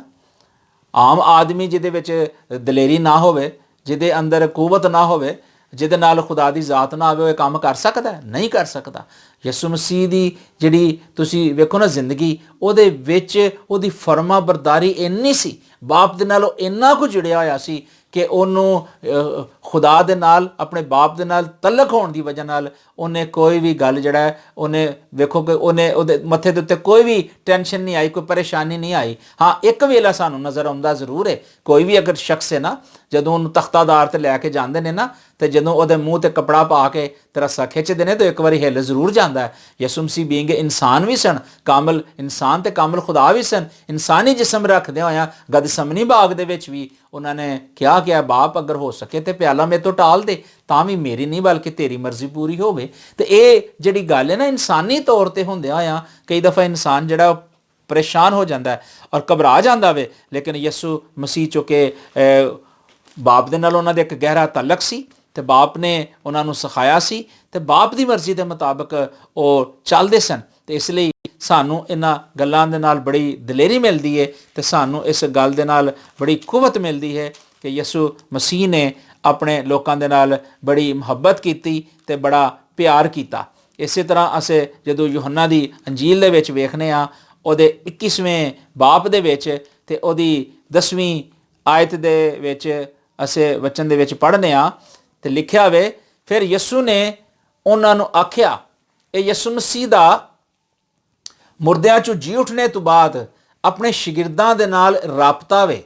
ਅਗਰ ਕੋਈ ਅੱਜ ਆਖੇ ਨਾ ਕਿ ਯਿਸੂ ਮਸੀਹ ਮੁਰਦਿਆਂ 'ਚੋਂ ਜੇ ਜੀ ਉੱਠਿਆ ਹੀ ਹੈ ਤੇ ਉਸ ਤੋਂ ਬਾਅਦ ਕਿਤੇ ਨਜ਼ਰ ਨਹੀਂ ਆਉਂਦਾ, ਤੇ ਕਲਾਮ ਇਹਦੀ ਤਸਦੀਕ ਕਰਦਾ ਹੈ। ਤੇ ਮੈਂ ਉਹਨਾਂ ਲੋਕਾਂ ਨੂੰ ਜਿਨ੍ਹਾਂ ਨੇ ਵਚਨ ਨਹੀਂ ਕਦੀ ਪੜ੍ਹਿਆ ਜਾਂ ਜਿਹੜੇ ਸਾਡੇ ਕ੍ਰਿਸਚੈਨਿਟੀ ਨੂੰ ਨਹੀਂ ਜਾਣਦੇ, ਮਸੀਹਤ ਨੂੰ ਨਹੀਂ ਜਾਣਦੇ, ਅੱਜ ਅਗਰ ਇਹ ਵਚਨ ਸੁਣਨ ਦੇ ਨਾ ਤੇ ਅੱਜ ਉਹਨਾਂ ਲਈ ਇਹ ਕਲਾਮ ਹੈ, ਉਹਨਾਂ ਲਈ ਇਹ ਸ਼ਹਾਦਤ ਹੈ ਕਿ ਉਹਦੇ ਵਿੱਚ ਉਹ ਪੜ੍ਹਨ ਕਿ ਉਹਨਾਂ ਨੇ ਯਿਸੂ ਮਸੀਹ ਨੇ ਤੋਮਾ ਦੇ ਨਾਲ ਵੀ ਗੱਲਾਂ ਕੀਤੀਆਂ। ਹਾਲਾਂ ਤੋਮਾ ਜਿਹੜਾ ਉਹਦਾ ਈਮਾਨ ਕਮਜ਼ੋਰ ਹੋ ਗਿਆ ਸੀ। ਉਹ ਕਹਿੰਦਾ ਕਿ ਮੈਂ ਕਿਸ ਤਰ੍ਹਾਂ ਜਾਣਾ ਕਿ ਯਿਸੂ ਮਸੀਹ, ਉਹਨੇ ਕਿਹਾ ਜਿੰਨੀ ਦੇਰ ਤੱਕ ਮੈਂ ਯਿਸੂ ਮਸੀਹ ਦੇ ਹੱਥਾਂ ਦੇ ਵਿੱਚ ਉਂਗਲੀਆਂ ਦੇ ਨਿਸ਼ਾਨ ਨਹੀਂ ਨਾ ਵੇਖਾਂਗਾ, ਉਨੀ ਦੇਰ ਤੱਕ ਮੈਂ ਈਮਾਨ ਨਹੀਂ ਲਿਆਵਾਂਗਾ। ਤੇ ਇੱਥੇ ਅਗਰ ਵੇਖੀਏ ਤੇ ਲਿਖਿਆ ਕਿ 12 ਸ਼ਾਗਿਰਦਾਂ ਦੇ ਵਿੱਚ ਇੱਕ ਸ਼ਖਸੀ ਤੋਮਾ, ਜਿਹਨੂੰ ਤੁਆਮ ਕਹਿੰਦੇ ਨੇ, ਯਿਸੂ ਦੇ ਆਉਣ ਦੇ ਵਕਤ ਉਹ ਨਾਲ ਨਹੀਂ ਸੀ। ਲਿਖਿਆ ਕਿ ਬਾਕੀ ਸ਼ਾਗਿਰਦ ਜਿਹੜੇ ਨੇ ਉਹ ਕਹਿਣ ਲੱਗੇ ਕਿ ਅਸੀਂ ਖੁਦਾਵੰਦ ਨੂੰ ਵੇਖਿਆ, ਯਿਸੂ ਨੂੰ ਵੇਖਿਆ।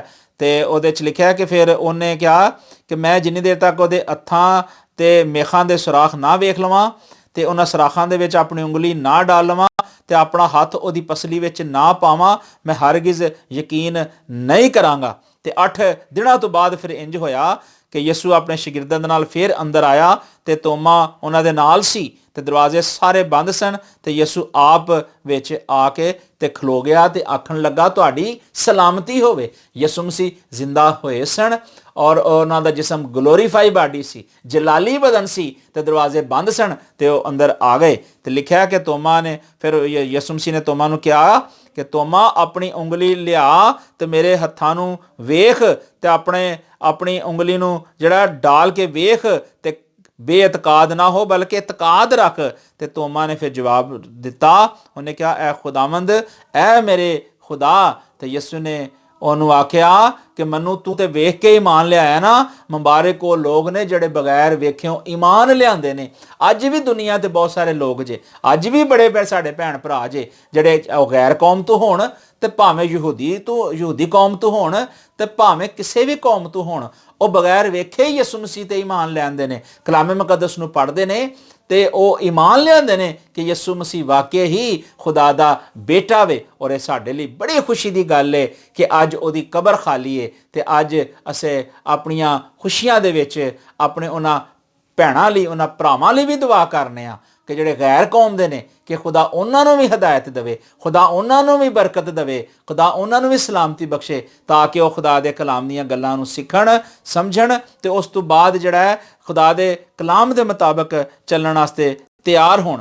ਤੇ ਫਿਰ ਅਸੀਂ ਵੇਖਦੇ ਹਾਂ 10ਵੀਂ ਆਇਤ ਦੇ ਵਿੱਚ ਲਿਖਿਆ ਕਿ ਯਿਸੂ ਨੇ ਫਿਰ ਜਦੋਂ ਵੇਖਿਆ ਕਿ ਲੋਕ ਜਿਹੜੇ ਨੇ ਬਹੁਤ ਜ਼ਿਆਦਾ ਹੋ ਗਏ ਨੇ, ਸ਼ਾਗਿਰਦ ਵੀ ਨਾਲ ਨੇ, ਤੇ ਯਿਸੂ ਮਸੀਹ ਬੀਂਗੇ ਮੈਂ ਦੱਸਿਆ ਕਿ ਇੱਕ ਇਨਸਾਨ ਵੀ ਸਨ ਔਰ ਇਨਸਾਨ ਹੋਣ ਦੇ ਨਾਤੇ ਉਹਨਾਂ ਨੂੰ ਭੁੱਖ ਵੀ ਲੱਗਦੀ ਸੀ, ਉਹਨਾਂ ਨੂੰ ਪਿਆਸ ਵੀ ਲੱਗਦੀ ਸੀ। ਤੇ ਯਿਸੂ ਮਸੀਹ ਕਿਉਂਕਿ ਇੱਕ ਮੁਹੱਬਤ ਦਾ ਪੈਕਰ ਹੈ ਔਰ ਉਹਨਾਂ ਨੇ ਕਦੀ ਵੀ ਆਪਣੇ ਜਿਹੜਾ ਸ਼ਾਗਿਰਦ ਸਨ ਉਹਨਾਂ ਨੂੰ ਕਦੀ ਵੀ ਤਨਹਾ ਨਹੀਂ ਸੀ ਛੱਡਿਆ।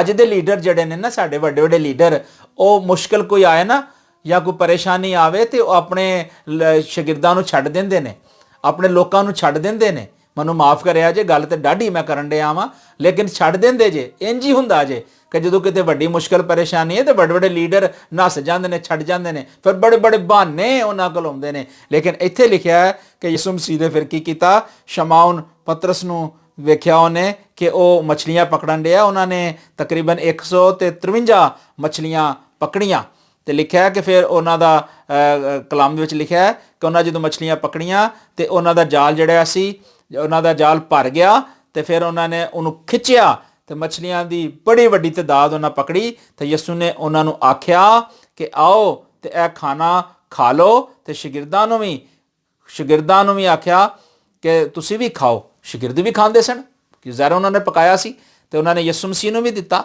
ਔਰ ਇੱਥੇ ਲਿਖਿਆ ਕਿ ਯਿਸੂ ਨੂੰ ਫਿਰ ਉਹਨਾਂ ਨੇ ਕਿਹਾ ਕਿ ਆਓ ਖਾਓ। ਤੇ ਸ਼ਾਗਿਰਦਾਂ ਨੂੰ ਫਿਰ ਕਿਸੇ ਨੂੰ ਜੁਰਤ ਨਾ ਹੋਈ ਕਿ ਉਹਨੂੰ ਪੁੱਛਣ ਕਿ ਤੂੰ ਕੌਣ ਹੈ। ਸ਼ਾਗਿਰਦਾਂ ਦੇ ਵਿੱਚ ਇੰਨੀ ਕੁਵਤ ਨਹੀਂ ਰਹੀ ਕੋਈ ਇਸ ਗੱਲ ਨੂੰ ਮਜ਼ੀਦ ਪੁੱਛ ਸਕਣ, ਕਿਉਂਕਿ ਉਹਨਾਂ ਨੂੰ ਪਤਾ ਸੀ ਕਿ ਯਿਸੂ ਮਸੀਹ ਹੈ। ਔਰ ਯਿਸੂ ਮਸੀਹ ਜਦੋਂ ਆਪਣੇ ਲੋਕਾਂ ਕੋਲ ਜਾਂਦਾ ਸੀ ਨਾ ਤੇ ਯਿਸੂ ਮਸੀਹ ਹਮੇਸ਼ਾ ਉਹਨਾਂ ਲਈ ਸਲਾਮਤੀ ਮੰਗਦਾ ਸੀ, ਯਿਸੂ ਮਸੀਹ ਹਮੇਸ਼ਾ ਉਹਨਾਂ ਵਾਸਤੇ ਬਰਕਤ ਮੰਗਦਾ ਸੀ। ਔਰ ਲਿਖਿਆ ਹੈ ਕਿ ਉਹ ਨਹੀਂ ਸਨ ਜਾਣਦੇ ਕਿ ਇਹ ਖੁਦਾਵੰਦ ਯਿਸੂ ਮਸੀਹ ਹੈ। ਤੇ ਜਦੋਂ ਯਿਸੂ ਮਸੀਹ ਆਏ ਤੇ ਫਿਰ ਲਿਖਿਆ ਹੈ ਕਿ ਉਹਨਾਂ ਨੇ ਫਿਰ ਰੋਟੀ ਲਈ ਤੇ ਫਿਰ ਉਸ ਮਛਲੀ ਨੂੰ ਵੀ ਲਿਆ। ਯਿਸੂ ਮੁਰਦਿਆਂ ਤੋਂ ਜੀ ਉੱਠਣ ਤੋਂ ਬਾਅਦ ਇਹ ਤੀਸਰੀ ਵਾਰੀ ਹੈ ਕਿ ਜਦੋਂ ਆਪਣੇ ਉਹ ਸ਼ਾਗਿਰਦਾਂ ਤੇ ਜ਼ਾਹਿਰ ਹੋਏ ਨੇ। ਔਰ ਇਹ ਉਹ ਨਬੂਵਤੀ ਕਲਾਮ ਹੈ, ਇਹ ਨਬੂਵਤ ਦੀਆਂ ਗੱਲਾਂ ਨੇ ਜਿਹਦੇ ਵਿੱਚ ਸਾਨੂੰ ਇਹਨਾਂ ਗੱਲਾਂ ਦੇ ਬਾਰੇ ਇਲਮ ਹੁੰਦਾ ਵੇ। ਉਸ ਤੋਂ ਬਾਅਦ ਤੁਸੀਂ ਵੇਖੋ ਕਿ ਯਿਸੂ ਮਸੀਹ ਪਤਰਸ ਦੇ ਨਾਲ ਮੁਖਾਤਬ ਹੁੰਦੇ ਨੇ ਤੇ ਯਿਸੂ ਮਸੀਹ ਉਹਨੂੰ 3 ਵਾਰੀ ਪੁੱਛਦੇ ਨੇ ਕਿ ਤੂੰ ਮੇਰੇ ਨਾਲ ਮੁਹੱਬਤ ਕਰਨਾ ਹੈ, ਤੂੰ ਮੇਰੇ ਨਾਲ ਮੁਹੱਬਤ ਕਰਨਾ ਹੈ। ਤੂੰ ਮੇਰੇ ਨਾਲ ਮੁਹੱਬਤ ਕਰਨਾ। ਅੱਜ ਅਸੀਂ ਕਿੰਨੀ ਆਪਣੇ ਯਿਸੂ ਮਸੀਹ ਨਾਲ ਮੁਹੱਬਤ ਕਰਨੇ ਆ, ਅੱਜ ਸਾਨੂੰ ਵੀ ਸੋਚਣ ਦੀ ਜ਼ਰੂਰਤ ਹੈ, ਸਾਨੂੰ ਇਸ ਗੱਲ ਨੂੰ ਮੰਨਣ ਦੀ ਜ਼ਰੂਰਤ ਹੈ ਕਿ ਅਗਰ ਸਾਡੀ ਜ਼ਿੰਦਗੀ ਦੇ ਵਿੱਚ ਅਗਰ ਯਿਸੂ ਮਸੀਹ ਹੈ ਵੇ ਤੇ ਫਿਰ ਅਸੀਂ ਉਸ ਮੁਹੱਬਤ ਦਾ ਇਜ਼ਹਾਰ ਕਰੀਏ। ਪੌਲੁਸ ਰਸੂਲ ਕਰੰਥੀਓ ਦੇ ਖੱਤ ਦੇ ਵਿੱਚ ਕਹਿੰਦਾ 13 ਬਾਬ ਦੇ ਵਿੱਚ, ਉਹ ਕਹਿੰਦਾ ਹੈ ਮੁਹੱਬਤ ਸਭ ਕੁਝ ਸਹਿ ਲੈਂਦੀ ਹੈ, ਮੁਹੱਬਤ ਸਭ ਕੁਝ ਬਰਦਾਸ਼ਤ ਕਰ ਲੈਂਦੀ ਹੈ, ਸਭ ਗੱਲਾਂ ਦੀ ਯਕੀਨ ਕਰਦੀ ਹੈ, ਉਮੀਦ ਰੱਖਦੀ ਹੈ। ਲੇਕਿਨ ਆਖਰ 'ਚ ਉਹ ਕਹਿੰਦਾ ਕਿ ਈਮਾਨ, ਉਮੀਦ ਤੇ ਮੁਹੱਬਤ ਇਹ ਤਿੰਨੋਂ ਹੀ ਦਾਇਮੀ ਨੇ, ਹਮੇਸ਼ਾ ਰਹਿਣ ਵਾਲੀਆਂ ਨੇ। ਲੇਕਿਨ ਇਹਦੇ ਤੋਂ ਸਭ ਤੋਂ ਵੱਧ ਕੇ ਮੁਹੱਬਤ ਇਹ ਹੀ ਹੈ ਕਿ ਅਸੀਂ ਆਪਣੇ ਸਾਰੇ ਦਿਲ ਨਾਲ, ਆਪਣੀ ਸਾਰੀ ਜਾਨ ਨਾਲ, ਆਪਣੀ ਸਾਰੀ ਤਾਕਤ ਨਾਲ ਖੁਦਾਵੰਦ ਆਪਣੇ ਖੁਦਾ ਨਾਲ ਮੁਹੱਬਤ ਕਰੀਏ। ਔਰ ਇਹ ਹੀ ਵਚਨ ਸਾਨੂੰ ਕਹਿੰਦਾ ਹੈ, ਕਿਉਂਕਿ ਖੁਦਾ ਨੇ ਦੁਨੀਆ ਨਾਲ ਇਹੋ ਜਿਹੀ ਮੁਹੱਬਤ ਕੀਤੀ ਕਿ ਉਹਨੇ ਆਪਣਾ ਇਕਲੌਤਾ ਪੁੱਤਰ ਭੇਜ ਦਿੱਤਾ ਤਾਂ ਕਿ ਜਿਹੜਾ ਕੋਈ ਹੁਣ ਉਹਦੇ ਉੱਤੇ ਈਮਾਨ ਲਿਆਏ ਉਹ ਹਲਾਕ ਨਾ ਹੋਏ ਬਲਕਿ ਹਮੇਸ਼ਾ ਦੀ ਜ਼ਿੰਦਗੀ ਪਾਏ। ਤੇ ਉਹ ਜ਼ਿੰਦਗੀ ਦੇਣ ਵਾਸਤੇ ਇੱਥੇ ਆਇਆ ਸੀ। ਇਹ ਗੱਲ ਨੂੰ ਸਮਝ ਲਿਆ ਜੇ ਕਿ ਉਹ ਜ਼ਿੰਦਗੀ ਦੇਣ ਲਈ ਆਇਆ ਸੀ। ਤੇ ਕਿਤਾਬ ਮੁਕੱਦਸ 'ਚ ਅਸੀਂ ਵੇਖਦੇ ਆ ਫਿਰ ਯਿਸੂ ਮਸੀਹ ਨੇ ਬਹੁਤ ਸਾਰੇ ਹੋਰ ਬੜੇ ਕੰਮ ਕੀਤੇ।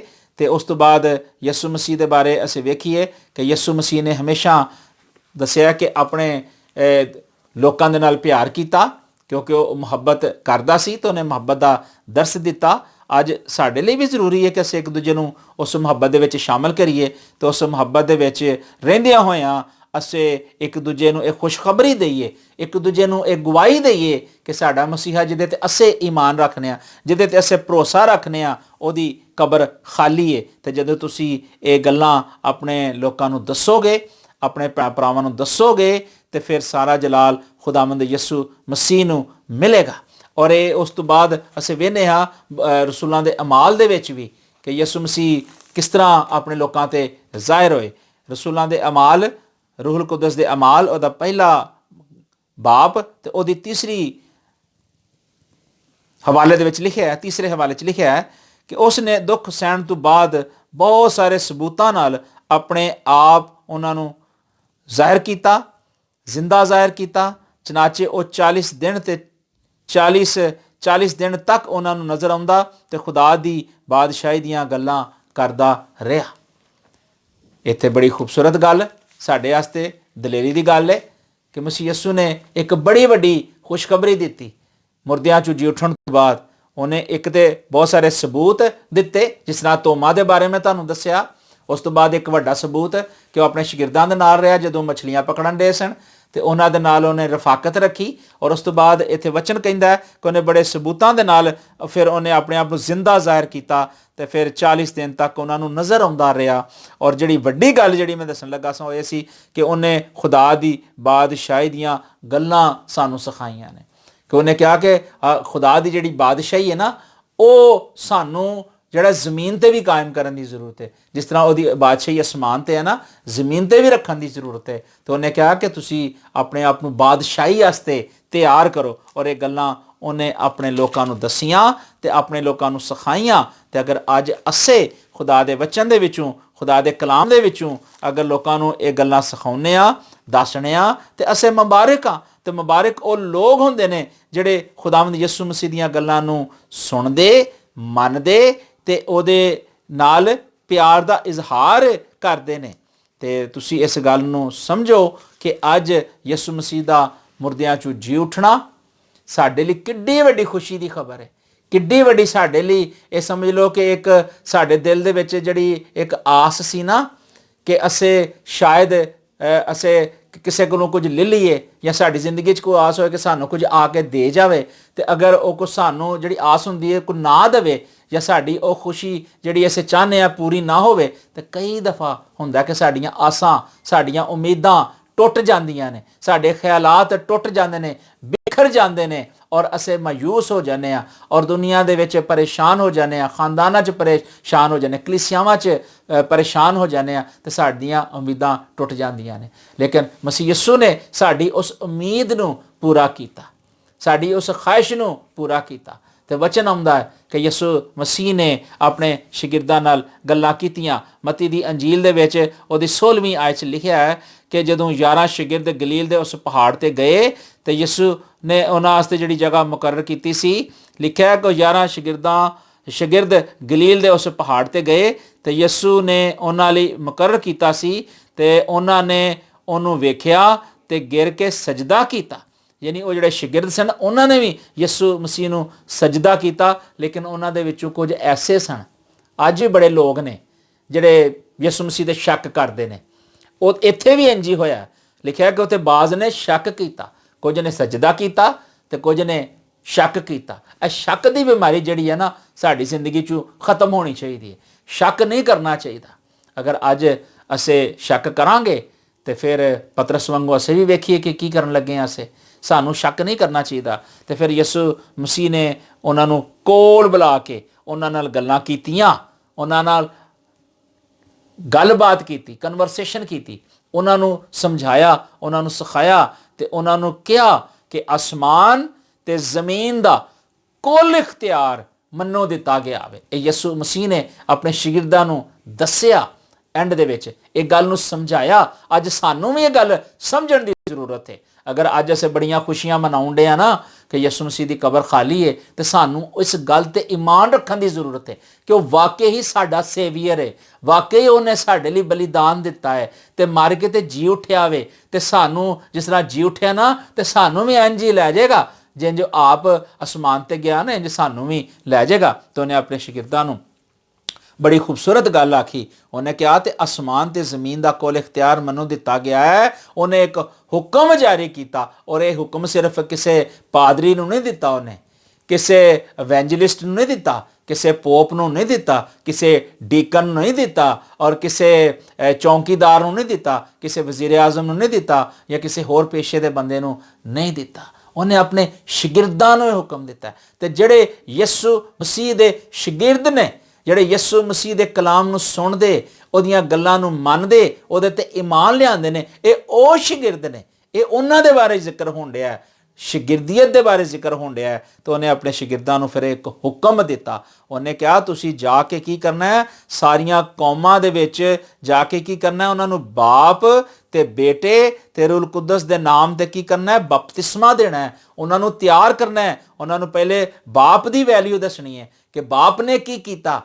ਮਿਸਾਲ ਦੀ ਕਿਤਾਬ 'ਚ ਸੁਲੇਮਾਨ ਕਹਿੰਦਾ ਬਾਪ ਨੇ ਮੈਨੂੰ ਸਿਖਾਇਆ ਤੇ ਮੈਨੂੰ ਆਖਿਆ ਕਿ ਮੇਰੀਆਂ ਗੱਲਾਂ ਤੇਰੇ ਦਿਲ ਵਿੱਚ ਰਹਿਣ, ਹਿਕਮਤ ਹਾਸਲ ਕਰ, ਫਹਿਮ ਹਾਸਲ ਕਰ, ਇਹਦੇ ਤੋਂ ਬਰਗਸ਼ਤਾ ਨਾ ਹੋਈ।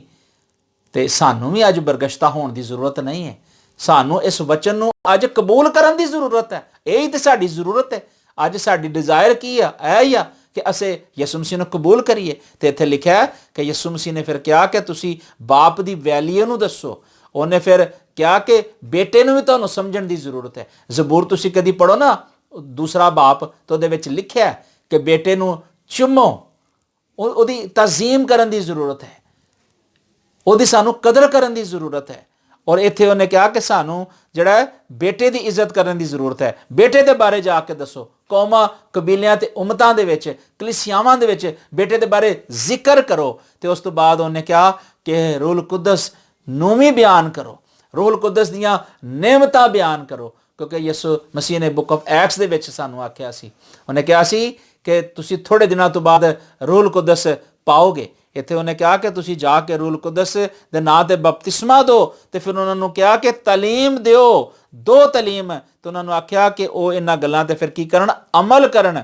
ਔਰ ਉਹਨੇ ਕਿਹਾ ਕਿ ਮੈਂ ਤੁਹਾਨੂੰ ਹੁਕਮ ਦੇਣਾ, ਔਰ ਜਿਹੜਾ ਹੁਕਮ ਦਿੱਤਾ ਉਹ ਹੁਕਮ ਸੱਚਾ ਤੇ ਬਰਹਕ ਸੀ। ਔਰ ਇੱਕ ਵਾਅਦਾ ਮਸੀਹ ਯਿਸੂ ਨੇ ਸਾਡੇ ਨਾਲ ਕੀਤਾ, ਪੂਰੀ ਕੌਮ ਨਾਲ ਕੀਤਾ, ਨਾ ਕਿ ਕਿਸੇ ਖਾਸ ਸ਼ਖਸ ਨਾਲ ਕੀਤਾ, ਬਲਕਿ ਪੂਰੀ ਉਮਤ ਲਈ ਇੱਕ ਹੁਕਮ ਜਾਰੀ ਕੀਤਾ ਔਰ ਇੱਕ ਵਾਅਦਾ ਕੀਤਾ। ਉਹਨੇ ਕਿਹਾ ਕਿ ਮੈਂ ਦੁਨੀਆ ਦੇ ਆਖਰ ਤੱਕ ਹਮੇਸ਼ਾ ਤੁਹਾਡੇ ਨਾਲ ਨਾਲ ਹਾਂ। ਅੱਜ ਅਸੀਂ ਗੀਤ ਤੇ ਬੜਾ ਗਾਉਂਦੇ ਆ, ਯਹੋਵਾ ਸਾਡੇ ਨਾਲ ਨਾਲ ਏ, ਯਹੋਵਾ ਸਾਡੇ ਨਾਲ, ਸਾਡੇ ਦਿਲ ਦੇ ਵਿੱਚ, ਸਾਡੇ ਹਿਰਦੇ ਦੇ ਵਿੱਚ, ਸਾਡੀ ਸੋਚਾਂ ਦੇ ਵਿੱਚ, ਸਾਡੇ ਖਿਆਲਾਂ ਦੇ ਵਿੱਚ, ਸਾਡੀ ਰੂਹ ਦੇ ਵਿੱਚ ਹੋਣਾ ਜ਼ਰੂਰੀ ਹੈ। ਔਰ ਇਹ ਤੇ ਇੱਥੇ ਯਿਸੂ ਮਸੀਹ ਨੇ ਇਸ ਵਚਨ ਦੇ ਵਿੱਚ ਆਖਿਆ ਸੀ, ਔਰ ਇਹ ਤੇ ਯਿਸੂ ਮਸੀਹ ਨੇ ਆਖਿਆ ਸੀ ਕਿ ਸਾਡਾ ਕੀ ਹੋਣਾ ਚਾਹੀਦਾ, ਸਾਡਾ ਧਿਆਨ ਜਿਹੜਾ ਖੁਦਾ ਦੇ ਕਲਾਮ ਦੇ ਉੱਤੇ, ਖੁਦਾ ਦੇ ਵਚਨ ਦੇ ਉੱਤੇ ਹੋਣਾ ਚਾਹੀਦਾ। ਔਰ ਇਹ ਹੀ ਮੈਂ ਤੁਹਾਨੂੰ ਅੱਗੇ ਹਵਾਲਾ ਪੜ੍ਹ ਕੇ ਸੁਣਾਇਆ ਯਿਸੂ ਮਸੀਹ ਨੇ ਆਪਣੇ ਸ਼ਾਗਿਰਦਾਂ ਨੂੰ ਹੁਕਮ ਦਿੱਤਾ ਸੀ ਕਿ ਤੁਸੀਂ ਕੀ ਕਰਨਾ, ਯਰੂਸ਼ਲਮ ਚੋਂ ਬਾਹਰ ਨਹੀਂ ਜਾਣਾ ਤੇ ਬਾਪ ਦੇ ਉਸ ਵਾਅਦੇ ਦੇ ਪੂਰਾ ਹੋਣ ਦਾ ਇੰਤਜ਼ਾਰ ਕਰਨਾ ਹੈ ਜਿਹਦਾ ਜ਼ਿਕਰ ਤੁਸੀਂ ਸੁਣ ਚੁੱਕੇ ਹੋ। ਉਹਨੇ ਕਿਹਾ ਕਿ ਮੈਂ ਤੁਹਾਡੇ ਨਾਲ ਇਹ ਵਾਅਦਾ ਕੀਤਾ ਸੀ ਕਿ ਮੈਂ ਜਿਹੜਾ ਦੁਨੀਆ ਦੇ ਆਖਰ ਤੱਕ ਤੁਹਾਡੇ ਨਾਲ ਰਵਾਂਗਾ। ਅੱਜ ਸਾਡੇ ਲਈ ਇਹ ਬੜੀ ਖੁਸ਼ੀ ਦੀ ਗੱਲ ਹੈ ਕਿ ਸਾਡਾ ਮਸੀਹਾ, ਸਾਡਾ ਨਜਾਤ ਦੇਣੇ ਵਾਲਾ ਯਿਸੂ ਮਸੀਹ ਵਾਕਈ ਹੀ ਮੁਰਦਿਆਂ ਚੋਂ ਜੀ ਉੱਠਿਆ। ਉਹਦੀ ਕਬਰ ਖਾਲੀ ਹੈ ਔਰ ਸਾਨੂੰ ਇਹ ਬੜੀ ਦਲੇਰੀ ਨਾਲ ਆਖਣ ਦੀ ਜ਼ਰੂਰਤ ਹੈ ਕਿ ਵਾਕਈ ਹੀ ਅਸਮਾਨ ਦੇ ਉੱਤੇ ਤੇ ਜ਼ਮੀਨ ਦੇ ਥੱਲੇ ਕੋਈ ਹੋਰ ਨਾਂ ਨਹੀਂ। ਅਗਰ ਇੱਕ ਨਾਮ ਹੈ ਤਾਂ ਯਹੋਸ਼ੁਆ ਮਸ਼ੀਆਖ ਹੈ ਔਰ ਕਲਮਤੁल्लाह ਹੈ, रूह अल्लाह ਹੈ ਔਰ ਉਹੀ ਮੁਰਦਿਆਂ ਚੋਂ ਜੀ ਉੱਠਿਆ ਤੇ ਉਹਦੀ ਕਬਰ ਖਾਲੀ ਹੈ। ਆਓ ਅਸੀਂ ਆਪਣੇ ਆਪ ਨੂੰ ਖੁਦਾਵੰਦ ਯਿਸੂ ਮਸੀਹ ਦੇ ਸਪੁਰਦ ਕਰੀਏ। ਅੱਜ ਇਸ ਖੁਸ਼ਖਬਰੀ ਦੇ ਕਲਾਮ ਨੂੰ ਕੌਮਾਂ, ਕਬੀਲਿਆਂ ਤੇ ਉਮਤਾਂ ਦੇ ਅੱਗੇ ਸ਼ੇਅਰ ਕਰੀਏ ਔਰ ਕਹੀਏ ਕਿ ਸਾਡਾ ਮਸੀਹਾ ਵਾਕਿਆ ਹੀ ਮੇਰੇ ਤੇ ਤੁਹਾਡੇ ਲਈ ਜੀ ਉੱਠਿਆ ਜੇ। ਉਹ ਹੁਣ 2000 ਸਾਲ ਹੋ ਗਏ ਨੇ ਜੀ ਉੱਠਿਆ ਵੇ। ਔਰ ਅਗਰ ਕਹੀਏ ਕਿ ਹੁਣ ਜੀ ਉੱਠਿਆ ਤੇ ਹੁਣ ਨਹੀਂ, ਇਹ ਪਹਿਲੇ ਦਾ ਵਾਕਿਆ ਹੈ। ਇਹ ਜਿਹੜਾ ਬਿਆਨ ਕੀਤਾ ਗਿਆ ਹੈ ਇਹ ਯਿਸੂ ਮਸੀਹ ਦੀ ਗਵਾਹੀ ਦਿੱਤੀ ਗਈ ਹੈ। ਜਿਹੜਾ ਯਿਸੂ ਮਸੀਹ ਨੇ ਹੁਕਮ ਦਿੱਤਾ ਸੀ ਕਿ ਜਾਓ ਤੇ ਜਾ ਕੇ ਕੌਮਾਂ ਦੇ ਵਿੱਚ ਇਹ ਐਲਾਨ ਕਰੋ, ਦੱਸੋ ਉਹਨਾਂ ਨੂੰ। ਇਹ ਉਹਦੀ ਖੁਸ਼ਖਬਰੀ ਦਾ ਕਲਾਮ ਹੈ ਕਿ ਅੱਜ ਤੋਂ 2000 ਸਾਲ ਪਹਿਲੇ ਮੇਰੇ ਤੇ ਤੁਹਾਡੇ ਲਈ ਜੀ ਉੱਠਿਆ ਵੇ।